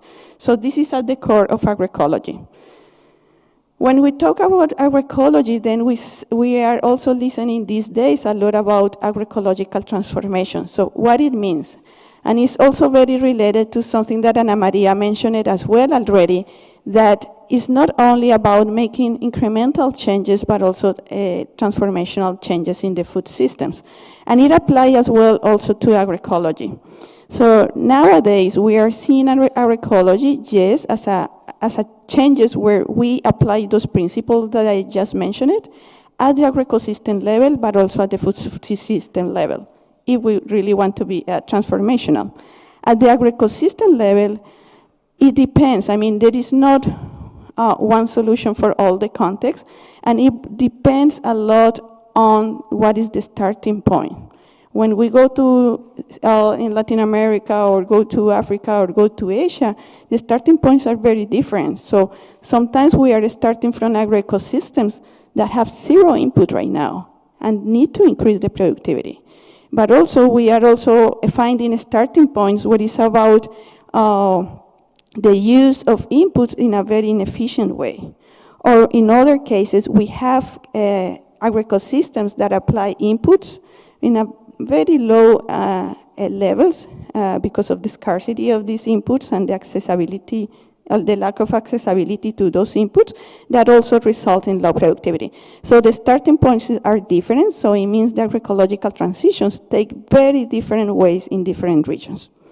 So from that, these agroecological transitions then say, okay, if those starting points are different, the way those systems need to change, have to be different, and can be start, for example, with using inputs more efficiently or applying more inputs in the way that are not deleterious for the environment. But in other cases, it could also entail even a higher level of transformation that is redesigning the overall agroecosystem. And then this happens, yes, at the agroecosystem level, but if we really want to make a change, we also need to think how those agroecosystems are then connected to the other parts of the food system. And then it means how we reconnect better the farmers to the markets and also to the consumers. And also how those incentives that are coming from the consuming side start aligning better to what agroecology entails. So it means agroecology needs to focus not only on farming practices, but also on that enabling environment that we will be actually talking a lot on the day 3 of this conference on Friday.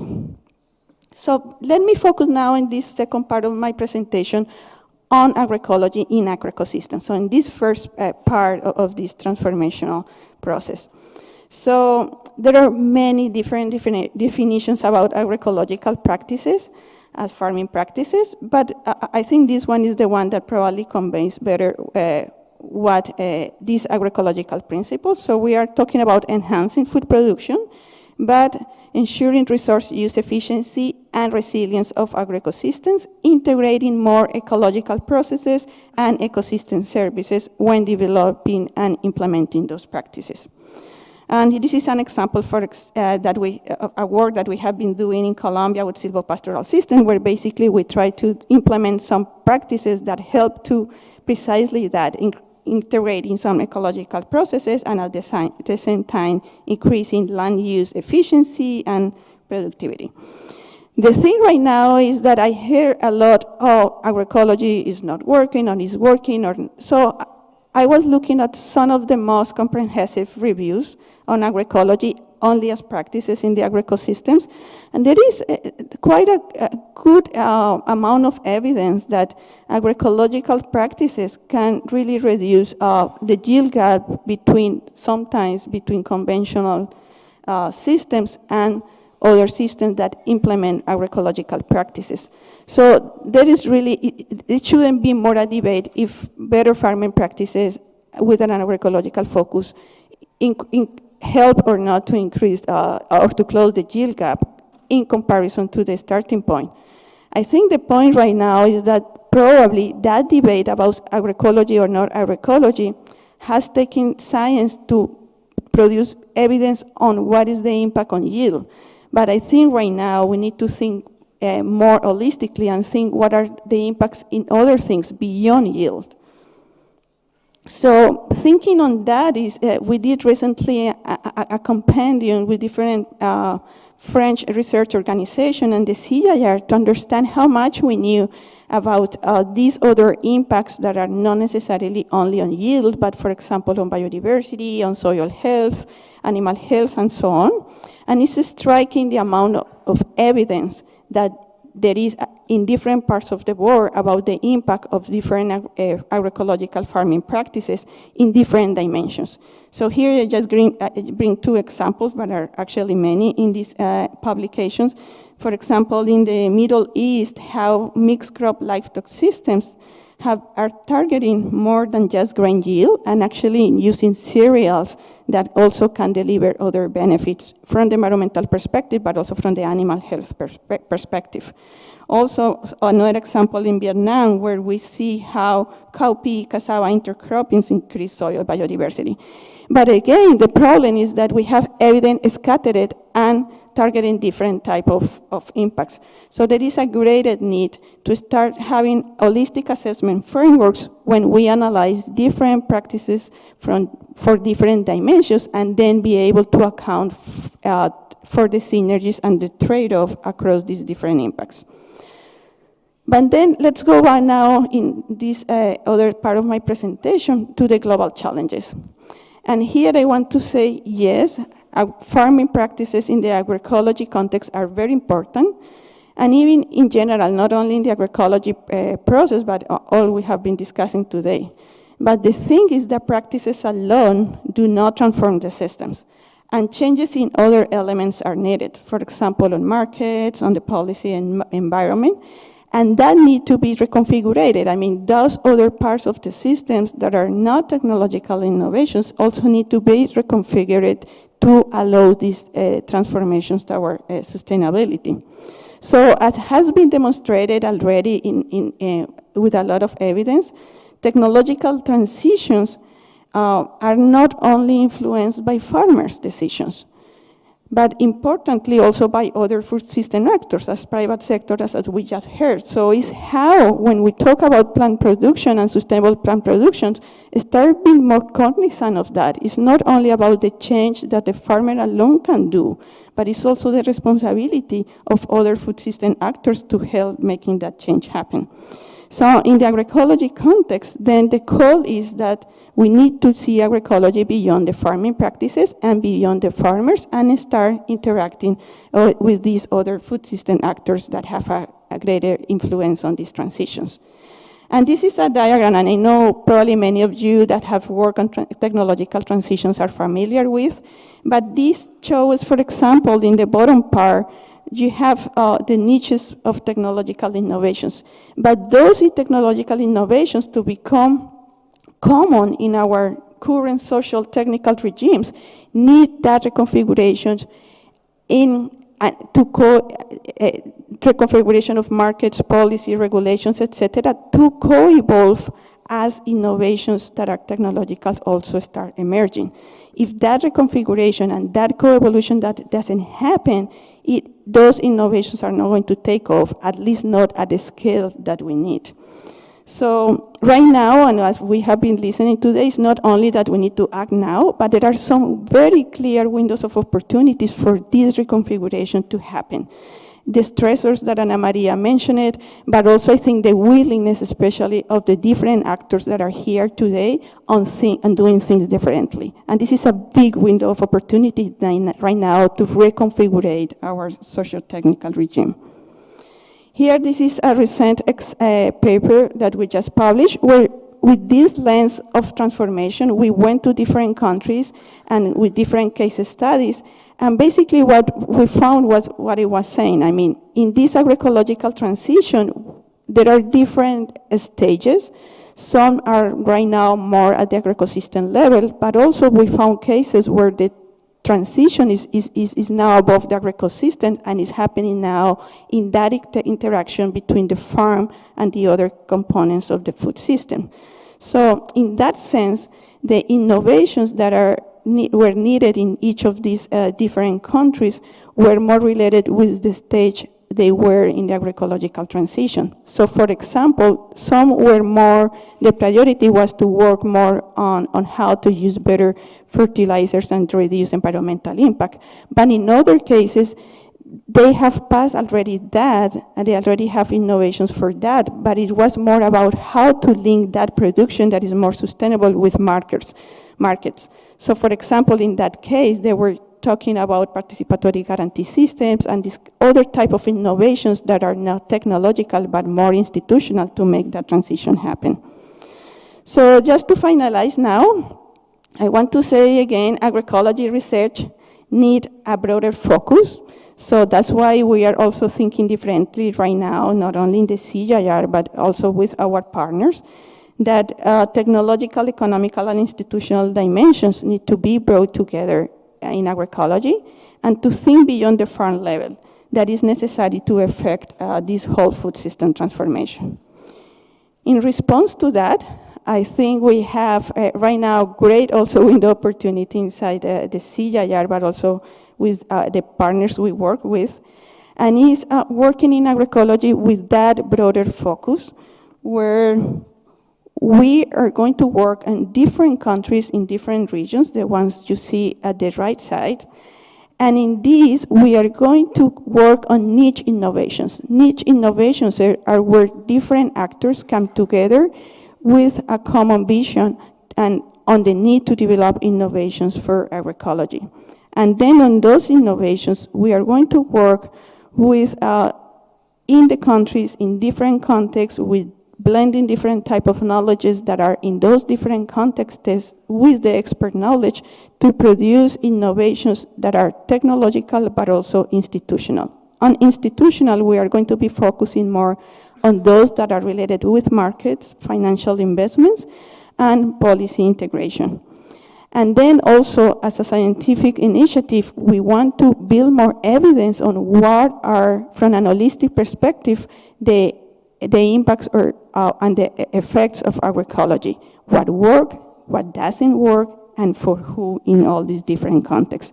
So it's a very different way of doing research because it means that we are not going to be producing one innovation that serves different purposes, different contexts and different players, but need to be contextualized and relevant for the context. So it's a challenge for scientists, but we are going to give it a try and see how far we go. Thank you.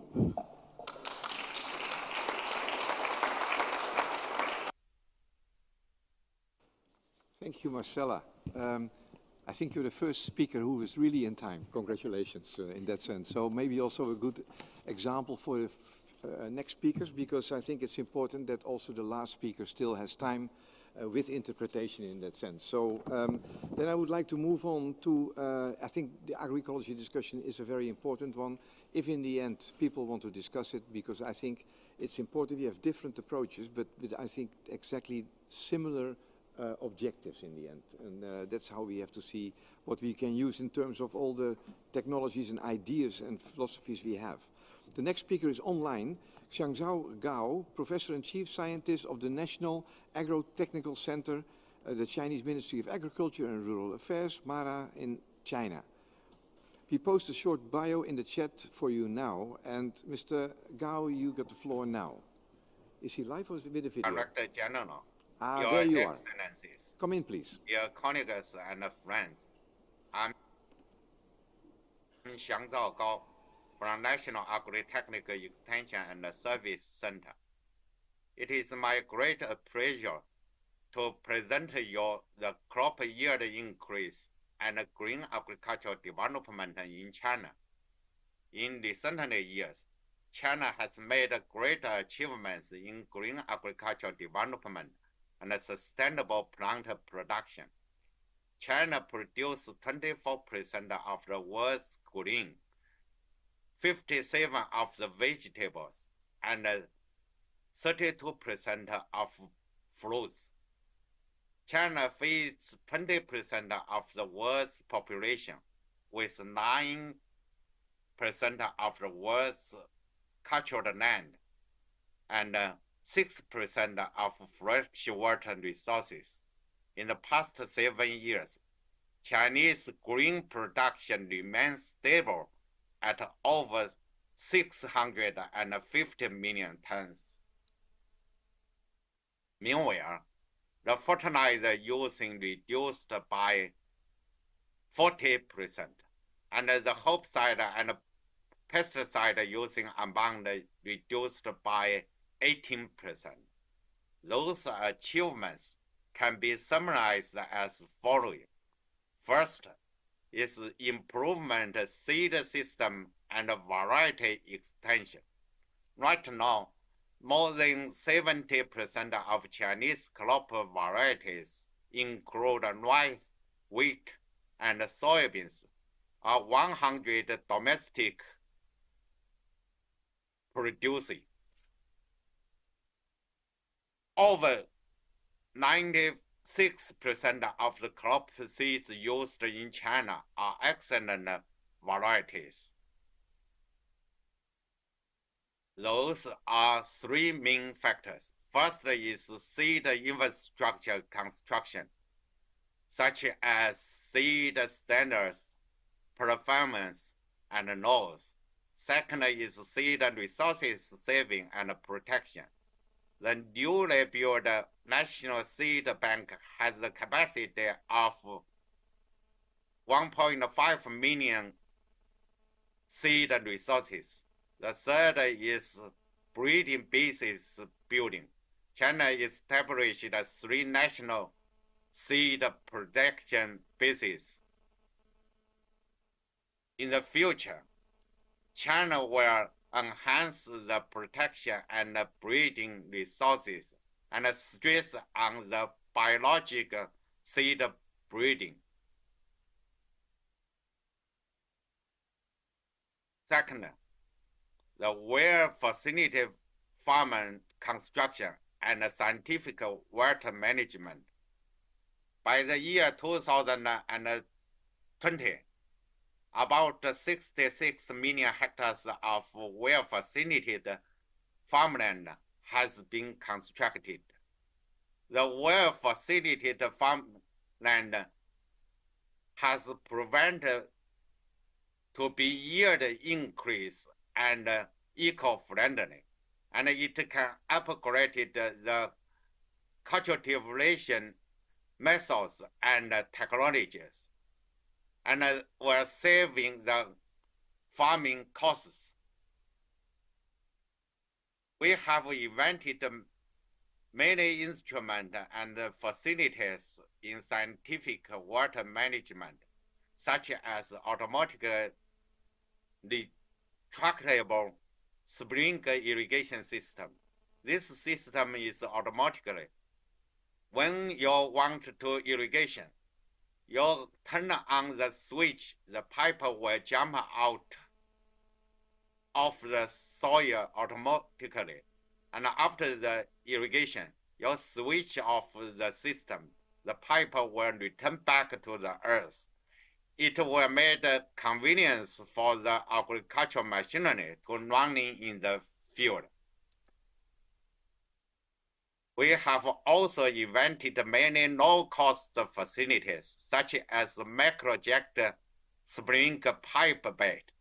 That's easier for the farmers to use in crop production. We have extended integrated water and fertilizer management technologies, such as fertigation and plastic film machine.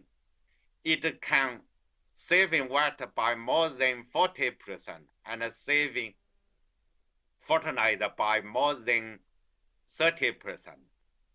The dryland has also made a great contribution to the yield increase. We use plastic film machine through and control release fertilizer and wet harvest system. More than 70% of the increased yield come from dryland agriculture last year. In the future, China will continue to construct the well-facilitated farmland. By the year 2030, another 13 million hectares of well-facilitated farmland will be built. Third is pollution control and eco-friendly green agriculture extended. China also significantly reducing livestock manure emission, which is an important part of cycle agriculture. Using livestock manure to produce organic fertilizer to replace the chemical fertilizer by 1 million tons per year. The straw recycling has also grown very rapidly. It increased to 13 million tons per year. The utilization rate for straw increased from 74% to 90% in the past 5 years. The straw was mainly used as fertilizer to replace the chemical fertilizer using. The recycling and replacement of agricultural plastic film also made great achievements. Currently, machine recycled ratio has reached to 80%. The thick film for recycling and biodegradable film replacement will be further promoted. Fourth, scientific fertilization. By the year 2020, the soil testing and formulated fertilization technology covers more than 140 million hectares in China, and the coverage rate is more than 90%. Meanwhile, to integrate advanced scientific fertilization technology, the one-bag fertilization extension is service that has been promoted. That guaranteed for the farmers to access the efficiency fertilization method.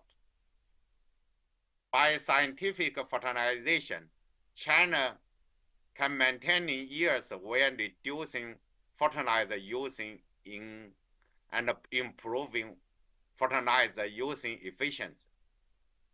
More than 8 million tons of fertilizer less used in last year compared with the packed year 2015. Precision monitoring service. China has arranged precision monitoring nationwide that include soil moisture monitoring, crop growth, pest forecasting, and on-farm environmental monitoring. In addition, nationwide seed market, fertilizer market, and pesticide monitoring also being conducted.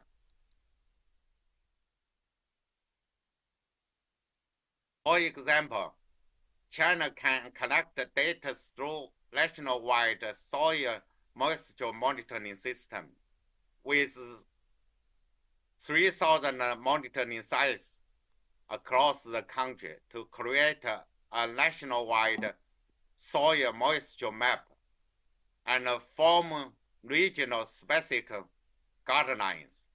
The Professional Plant Protection Service Organization have covered over 40% of the pest protection.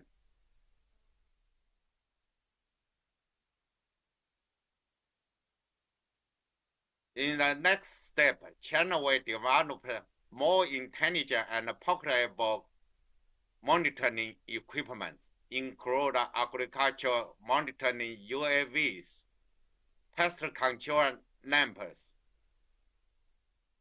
portable soil moisture monitoring, agricultural machinization, and digitalization.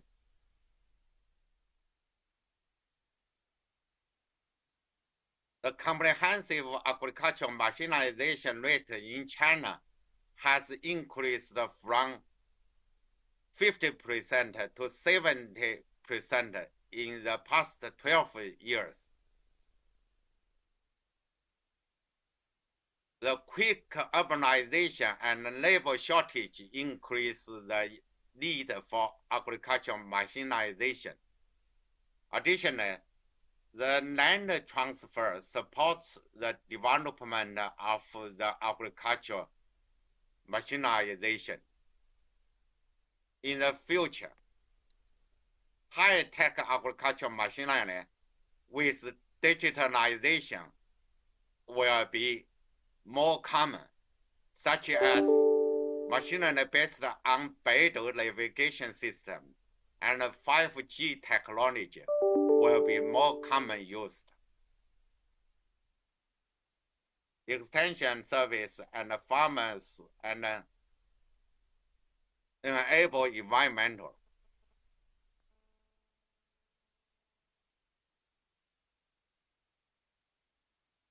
Here now, more than 10,000 advanced and applicable agricultural technology have been elected and promoted in China annually, with more than 5,000 demonstration and promotion activities being conducted. Additionally, more than 2 billion yuan has been invested to the capacity development for farmers. Supporting policy and subsidy for application of advanced green agricultural technologies made a significant contribution to the green development in China. Subsidy for farmland protection covered more than 2 million farmers. Agricultural insurance subsidies covering over 180 million households and farmers.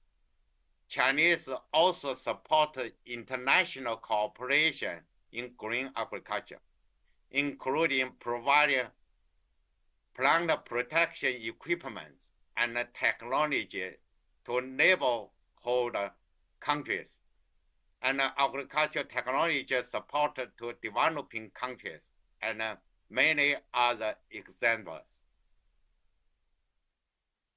To conclusion, China attached great importance to the innovation, efficiency, and resilience in agricultural development.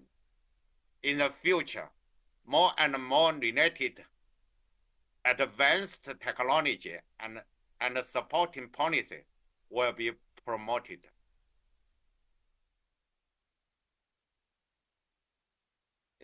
By this chance, I would like to extend our special thanks to FAO and other stakeholders for their great support to the green development of agriculture in China. Thank you. Thank you very much.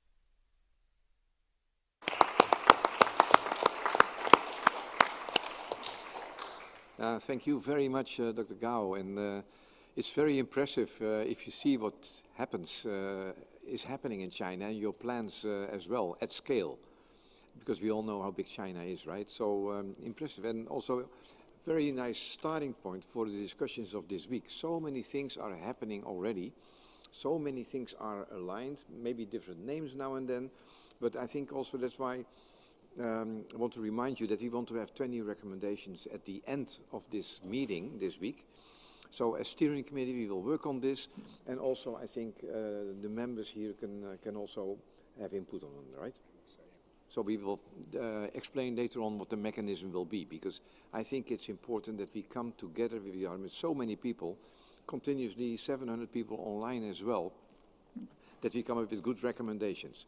So let's move on to the next speaker, who couldn't be here, unfortunately, Sunday Ekezi from ISAPI, the Director of Research and Partnerships, the International Center of Insect Physiology and Ecology, that we all work very well with on the fall armyworm and all those terrible, I can say that, right? Terrible pests. Sunday, are you there? Thank you very much. I hope you can hear me all right. Good to see you. Welcome. Okay, thanks, Martin. I'm sorry that I'm not with you in person. I greatly apologize, but thanks to the organizers for inviting me to this meeting. Can you see my slide? Can see them. Yeah. Okay. Go. Okay. Good. Thank you so much. So I'll be talking to you about confronting the global burden of pests and pathogens in a changing climate. This slide is not moving.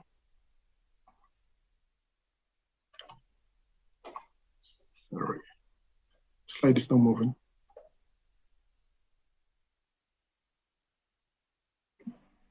Sharing your screen, right? So it's on your computer. If it's not working, then maybe we have a backup here.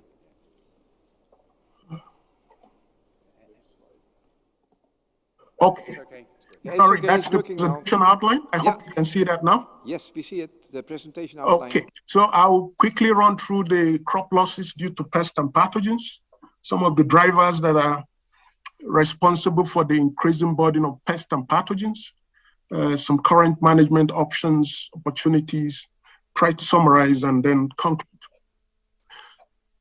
You are all well too familiar that about 40% of crop is lost due to pests and pathogens.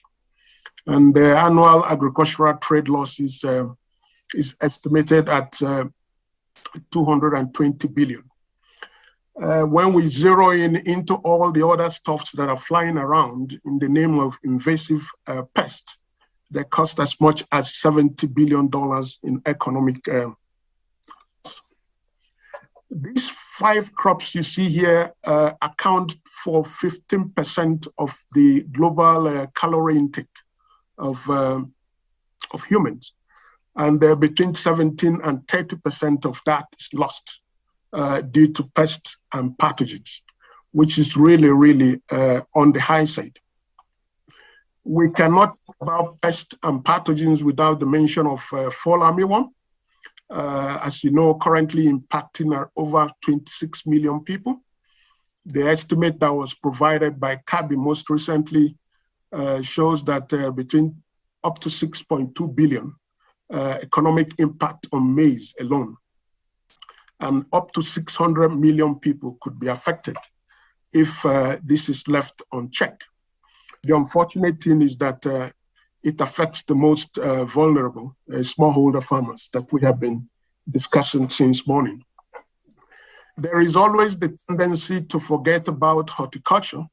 So I've included a couple of slides here with regard to horticultural crops, and this pest here caused huge damage to various fruits and vegetables, up to 100% if nothing is done.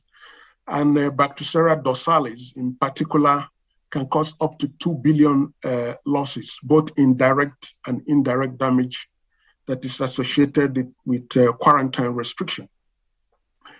So what is causing this pest to expand their range left and right? Professor Biba did an excellent job in this recent review and was able to tell us some of the hot spots for new reports for viruses, fungi, bacteria, and other groups of pathogens, including nematode and phytoplasma between 2010 to 2015. And as you can see here, Australia, East Africa, Europe, and Central America continue to be the hotspot for pathogen expansion. And the driver here is the growing agricultural production and trade. We have heard from the Director General that we need to increase our production by almost 50% to meet the global demand, but this is coming at a cost. So it has to be done efficiently to curtail the expanding movement of pest and pathogen.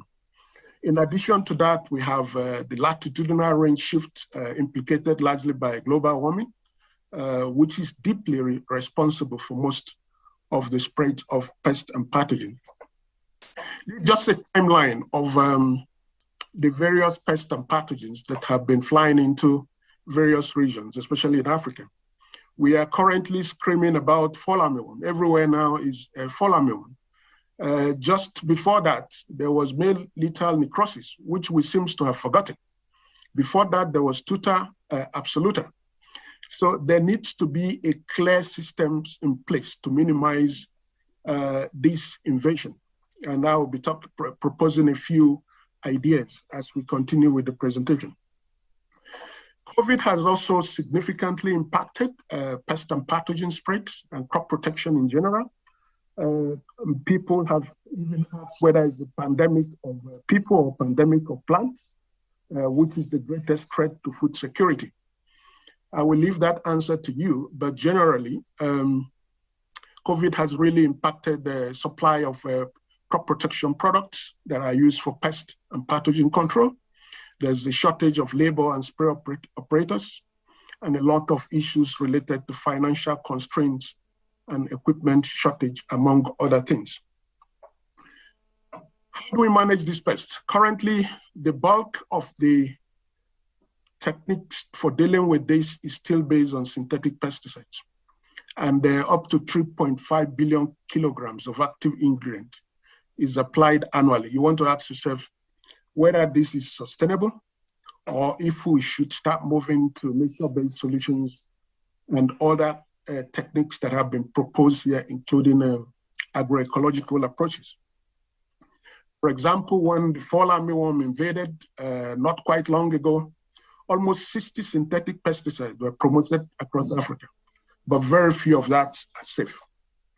The same with tuta absoluta. When it invaded Europe, and from Europe to Africa, a lot of synthetic pesticides were promoted, but not so many of them are safe.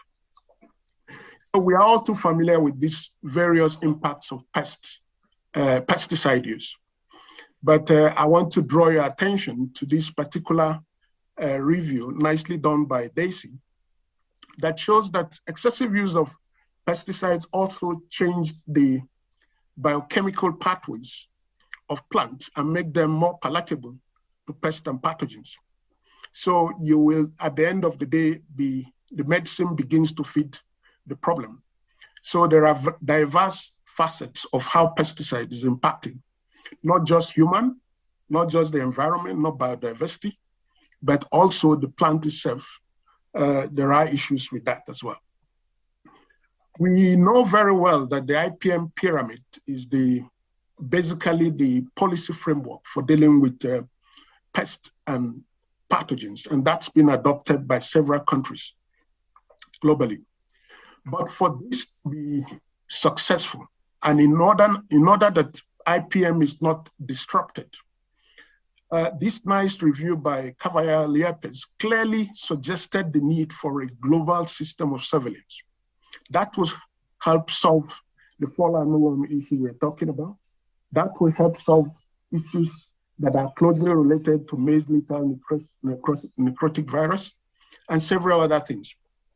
And Prasanna and the team clearly supported that earlier scientific review by Cavallari-Liepes by showing us that for this to be successful, a network of regional diagnostic hubs that is sharing data on pest and pathogen surveillance will be crucial. And efficient data management and risk assessment will be very, very important, with coordination of the IPPC and FAO playing a critical role in terms of both communication and capacity development, in addition to the coordination.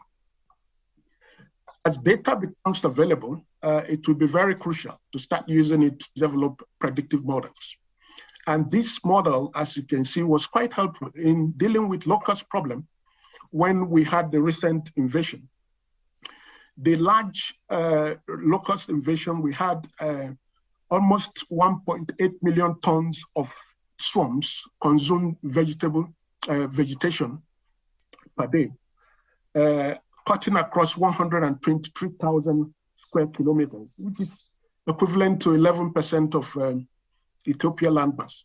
We can't wait for that swarm to build, but if we're able to use data to zero into the breeding grounds of locust and deal with it at that spot, we're in a better position to manage the problem.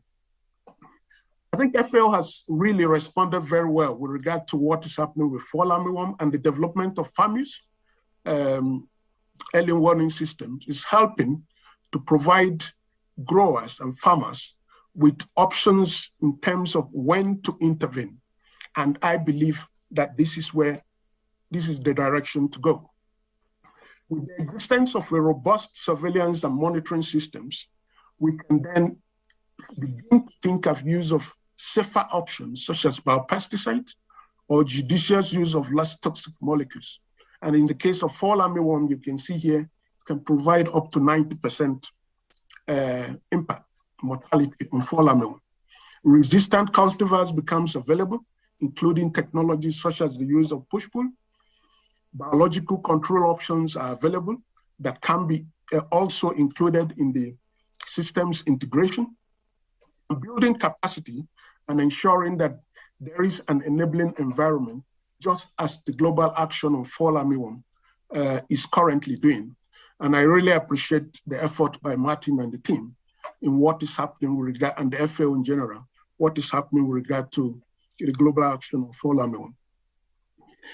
And there is always the tendency to forget about horticulture. So I've included one slide here.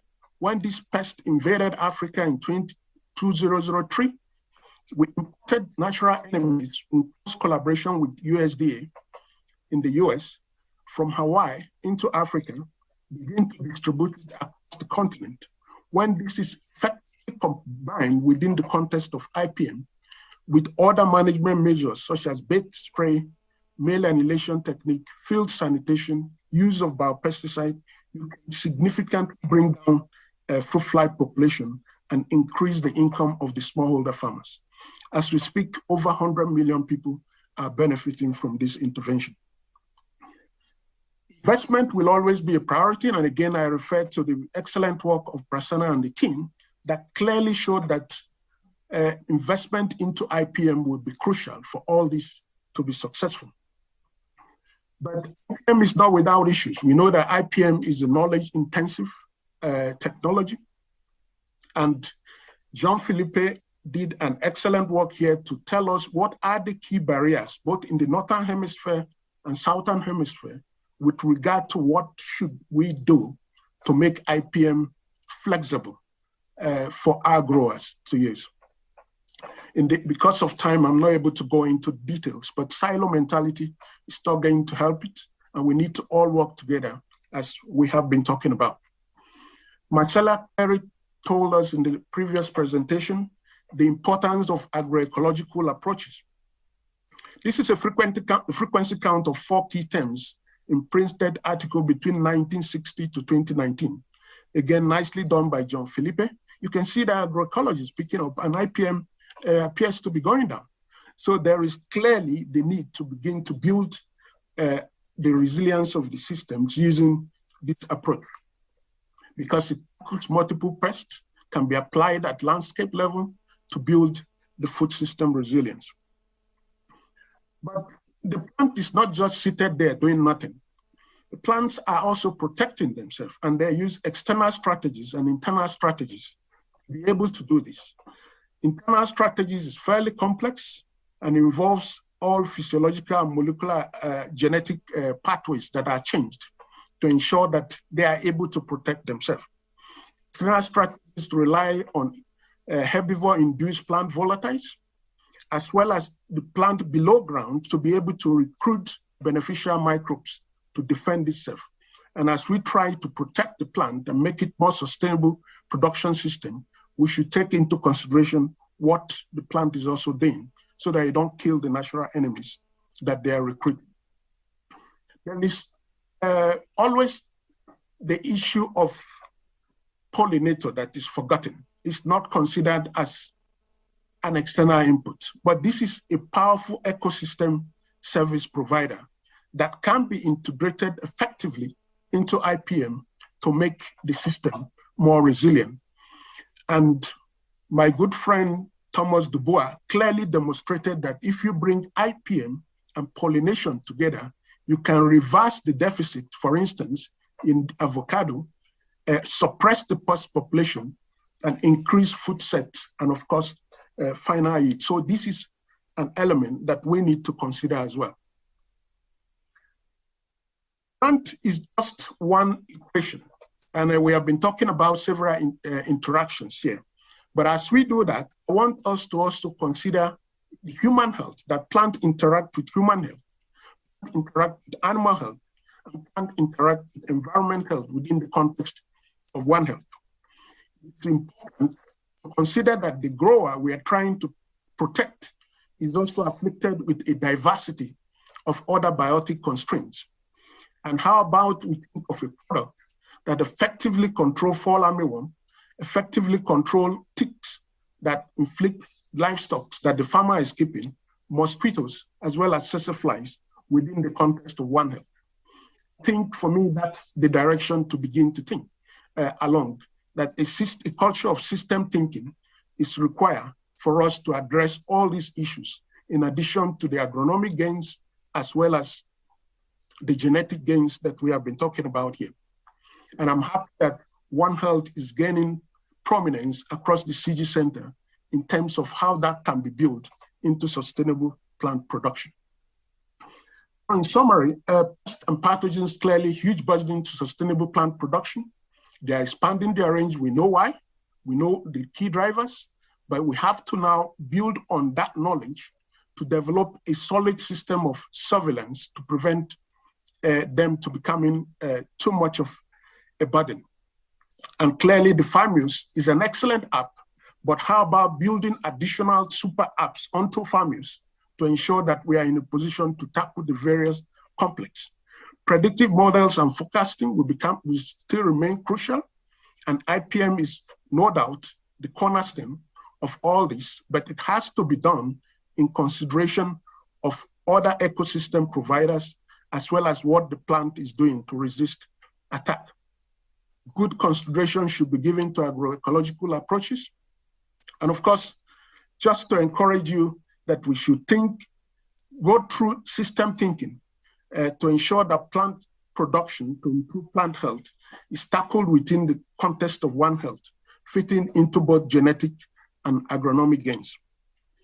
Thank you very much.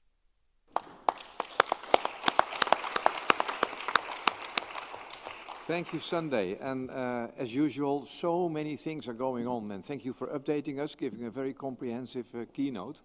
I think we are setting the stage pretty well for the whole week. There's one more to go. Josse de Baardemaker Professor, Department of Biosystems from the Catholic University in Leuven, in Belgium. The floor is yours. When your presentation is on.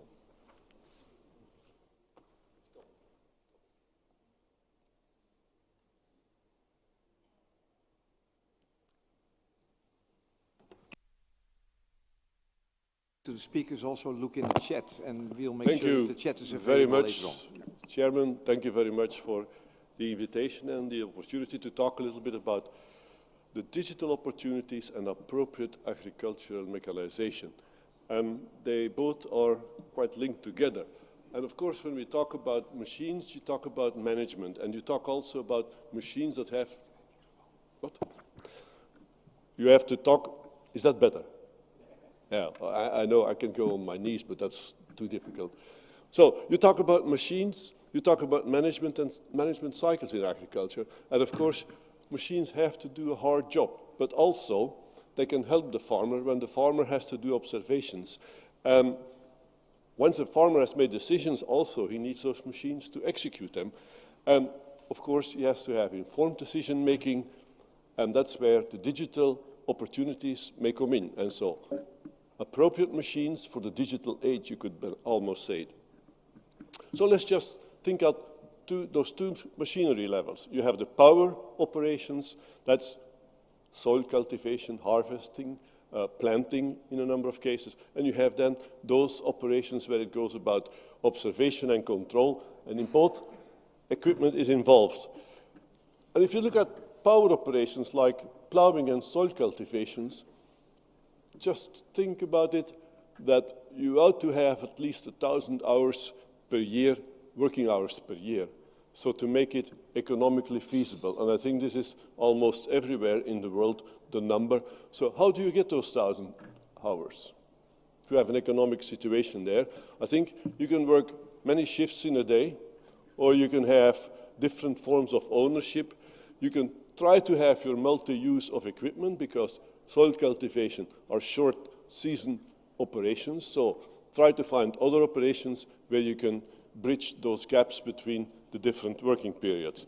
There is one thing also about plowing, soil cultivation. There may be an opportunity to collect some data on the physical condition of the soils. So the other one that needs power is the no-till farming. No-till farming, you would think it doesn't need to plow, but it has also to get the seeds in the soil, and when there is a lot of residue coverage, that makes it difficult sometimes for having the furrow opening and place the seed at the right place.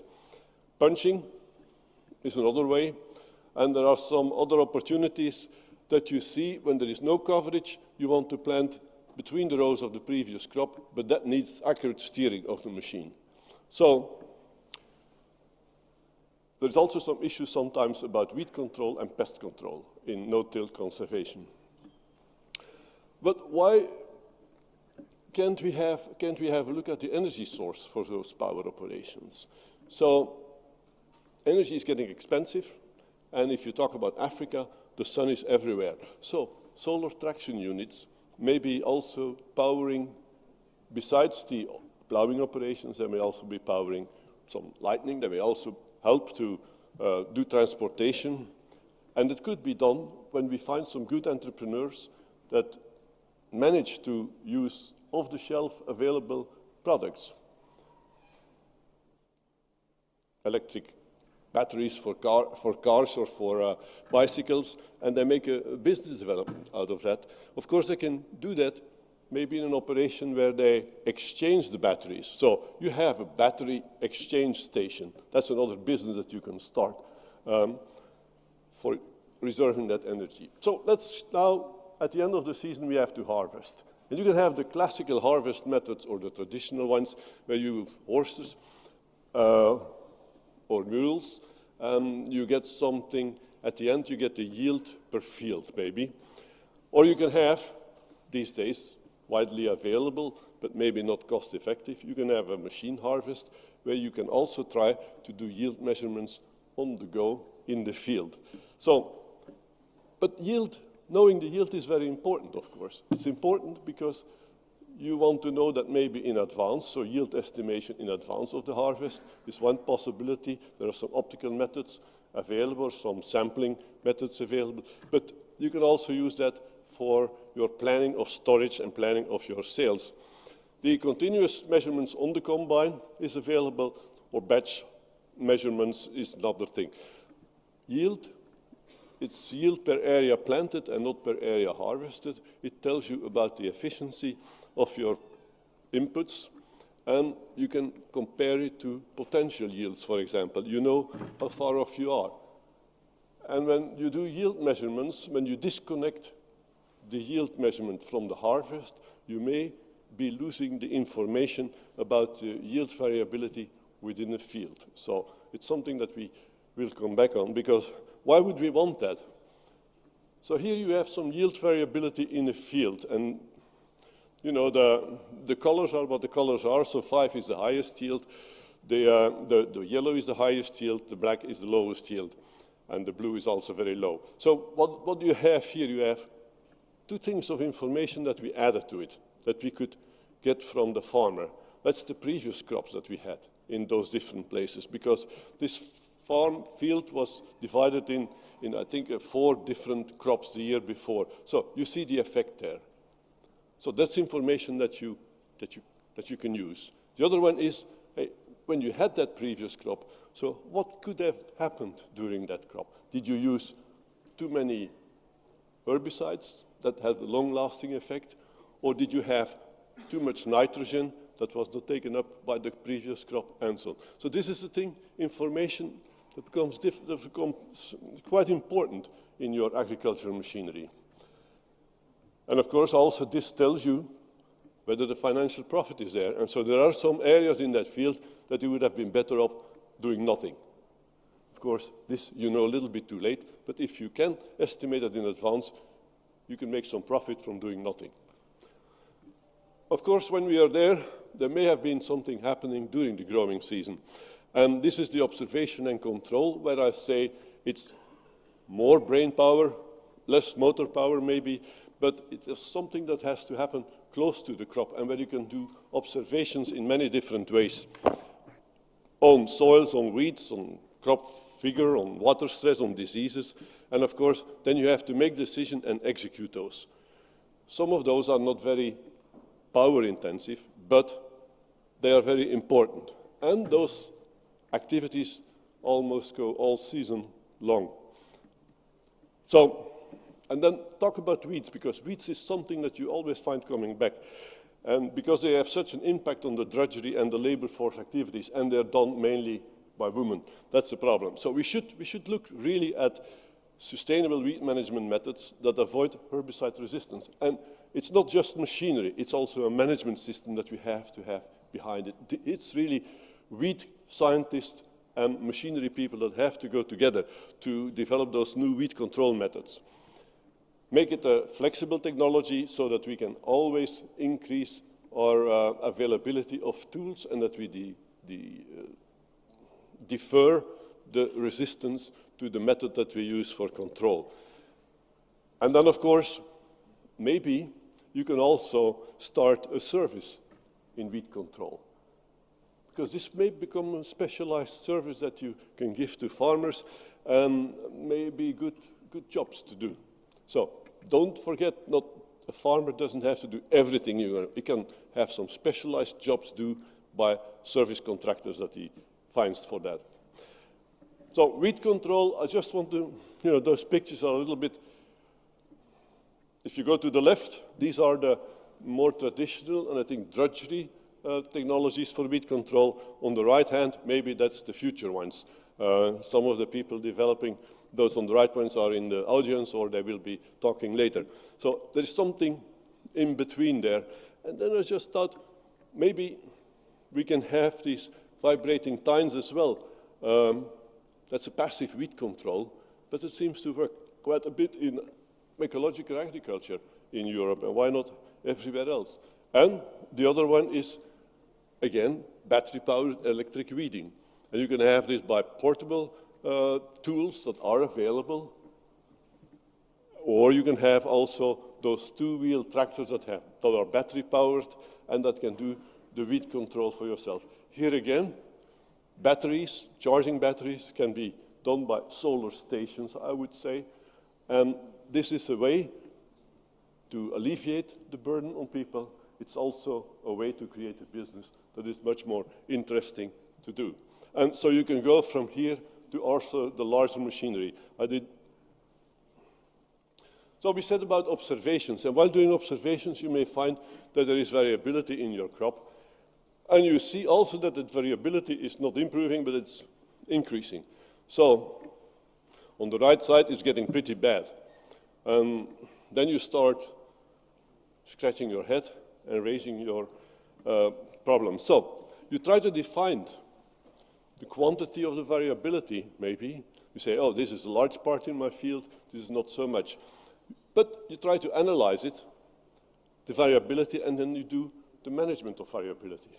And that's when the machines come in. And let's just say that the management of variability, you can start at the planting time, your seed selection. We have heard a lot about new varieties and resistant varieties, drought-resistant varieties, disease-resistant varieties. I think it's something that we really have to keep in mind. The seeding density is also there. And of course, then you can look at fertilizer application. But see, at the time of planting, you may have variable seeding rate in your field. It doesn't have to be the same density at every place in the field. And maybe we should go even further and follow the advice of some of our breeders. Within a field, there may be different soils, so maybe we have to adapt the variety that we plant according to the location where we are in the field. So this is, of course, a machinery challenge, but this is a machinery challenge that could help to improve the efficiency of our production. If we then go to the right side and we do the crop management, once the crop is established, we can also, again, do the observations on what is happening to our crop. Do we have to have fertilizer? Is the vigor of the crop uniform across the field? Are there differences? So, and do we want to alleviate those differences? Sometimes when things, maybe you should alleviate them, but that does cost money and may not bring you the expected results. So look at the crop response to treatments and decide from there. And of course, then you can do that in a very mechanized way, like the top picture, or you can do that also manual, and any technology in between is possible. But then we start thinking about data. So we already have collected now a number of data, and there is a number of questions that you can raise about data sharing. Where are they generated? Where are they used? Who owns the data? Are there regulations, and who sets the rules? The quality of the data, don't forget, one talks a lot about data, but poor quality data is a difficult problem. The portability of the data platforms, the question is who monetizes the data? Who makes the money out of it? And 1 year is not enough. You have to have multi-year information and data available.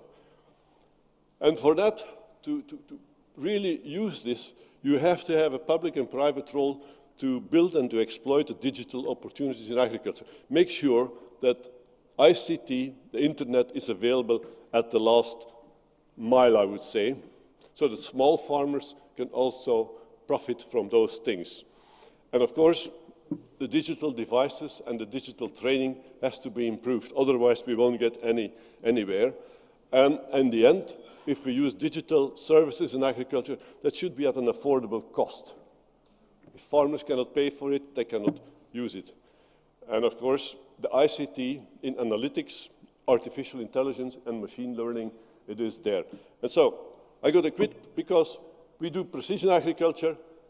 Precision agriculture, I think, do the right thing at the right place in the right time. That's what precision agriculture is about. And I say, well, there is some opportunities, of course, because the sun shines every day. There is opportunities for business also in doing services and to provide scaling up of proven novel technologies. There is business there. And one last slide, I would say, there's a statement that says small-scale farmers should either scale up or get out, or they are trapped in poverty. This is something we want to avoid. So it's better to get out and make young people become the drivers of technology then, and help them, train them, and help them to help other farmers and give support. And they can have consulting services, they can have service, they can be service providers, they can have leasing agreements with manufacturers of equipment to limit the initial investment. So there are some opportunities towards a more productive and efficient food system. And this is just a slide I took from the New York Times that said, make farming sexy again in Africa, where tilling the soil once meant shame. So maybe we can go for that. And I thank you for your attention.